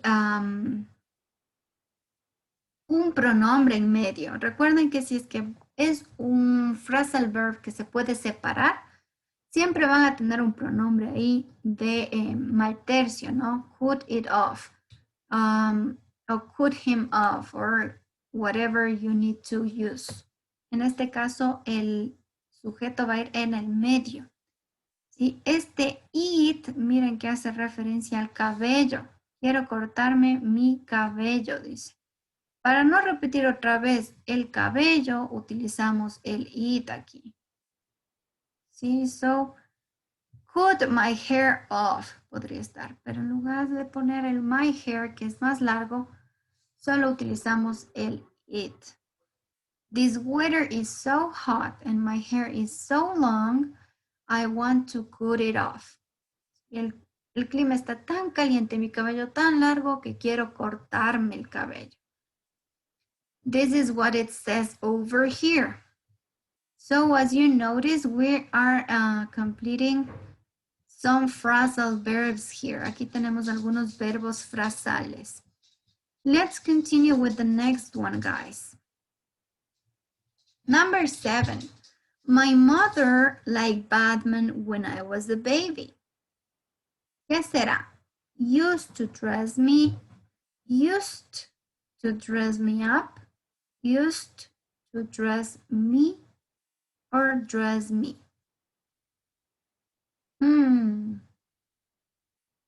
Almost time, guys. Casi se les acaba el tiempo, pero yes, you chose the right one. My mom or my mother used to dress me up like Batman when I was a baby. Mi mamá solía vestirme como Batman cuando era un bebé. Thank you, guys. Let's continue with the next, number 8. I go to the gym 3 times a week. I never, I usually, are used to, or I used. 3 times a week in the present. Is a present habit, un hábito del presente. 3, 2, 1. Usually, exactly. So, I usually go to the gym 3 times a week. Let's continue with the next. Let's see. Number 9, guys. We to the USA once when I was in high school. ¿Qué utilizarían ustedes? We used to, had been, had gone, or went.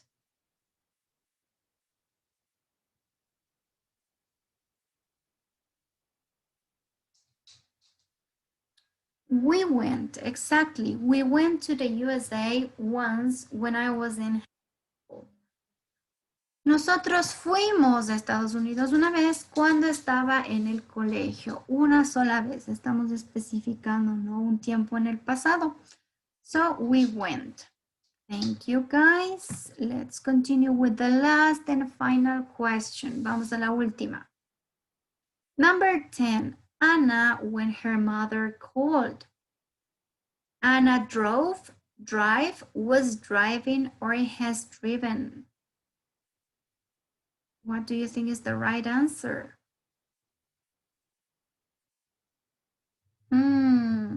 It's a narrative tense. Tenemos aquí un narrative tense. She was driving. Yes, that's right. So Anna was driving when her mother called. Exactly.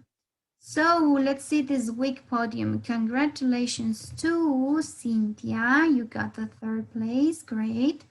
Brian, congratulations for the 2nd one. And the 1st place goes to Steffi this week. Congratulations also to Erika and Lisette. You did an awesome job today, guys. Ladies and gentlemen, thank you for helping me with this short review of unit number 3. So guys, don't forget to review about narrative tenses. Don't forget to review about phrasal verbs. These expressions usually and used to also. And some vocabulary we have from this unit number 3. Thank you guys for helping me with that.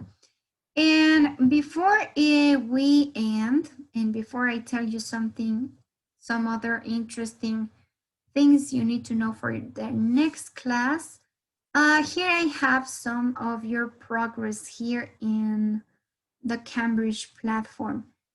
Thank you for those who have been working hard completing this.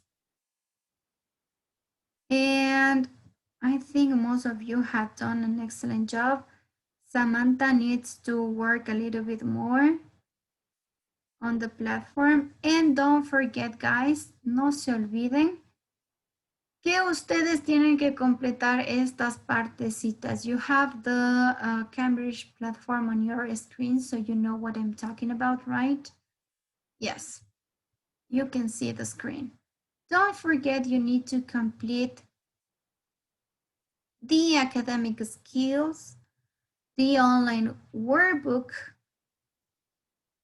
the extension, and also the assessment. Regarding to the assessment, don't forget that you need to complete the unit progress test. So this unit progress test of unit 1, 2, and 3. So for next class, you should have completed unit 1, 2, and 3. Okay. Para la siguiente clase debe estar ya completas las 3 unidades de la plataforma de Cambridge. Ustedes han avanzado bastante. That's something remarkable. And something else you need to know, guys, and you need to remember is that next class you have your midterm exam. Sí, la siguiente clase ya tenemos el examen de medio semestre. Eso significa que first you need to study. You need to study from units 1 to 3. Necesitamos estudiar de las unidades de la 1 a la 3. You need to complete your Cambridge platform. Van a tener que completar la plataforma de Cambridge. And as you have seen, me imagino que ya vieron, casi todas sus notas están ya subidas al sistema. La única nota que me faltaba es la del homework que tenían hasta ayer para subir y la nota del día de hoy. So, please guys, don't forget about this. The students who are, I think, in 6th level of nursing, you will have another hour to do the test. Van a tener ustedes solo los de enfermería. Van a tener otro horario para rendir el examen. And what else? Teacher, la doctora Salomé, coordinadora igual de la carrera de medicina, dijo que iba a enviar un comunicado porque justamente el día sábado de la próxima semana yo también tengo que estar en las jornadas de vacunación. No sé si podría dar el examen con las chicas igual de enfermería. Tú estás igual en enfermería, ¿no es cierto? No, en medicina. Medicina. Sí, porque también, nos enviaron el listado de enfermería en realidad.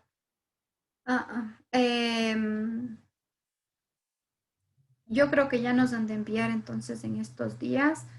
Y por favor, en su caso, como son medicina, ingresen al link que les mandé a ese documento y pongan su nombre, el curso, el nivel que están de medicina para poder coordinar con las listas que nos envían a nosotros. Listo, teacher, muchas gracias. Entonces, ahí coordinaríamos. Los chicos de enfermería y medicina no darían la prueba el día sábado desde las 7 o las 8 que empezamos el examen, sino que tendrían otro horario para dar el test. No podemos pasarnos del fin de semana de dar el examen porque a nosotros se nos bloquea el sistema para subir las notas.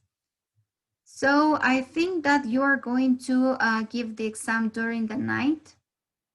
Seguramente lo vamos a dar en la noche. Maybe Saturday or Sunday, cualquiera de los 2 días, o sábado o domingo van a rendir los chicos de medicina y de enfermería el examen. Obviously, it's not going to be the same exam as the group of the morning. No va a ser el mismo examen del día de la mañana, así que ni se preocupen en estarse avisando. It's going to be a totally different exam. So for the guys who are... yes, Tengo una pregunta antes de que continúe. Dime, Tania. Y bueno, es que no son todos los chicos, no tenemos el mismo horario todos los chicos. Ajá.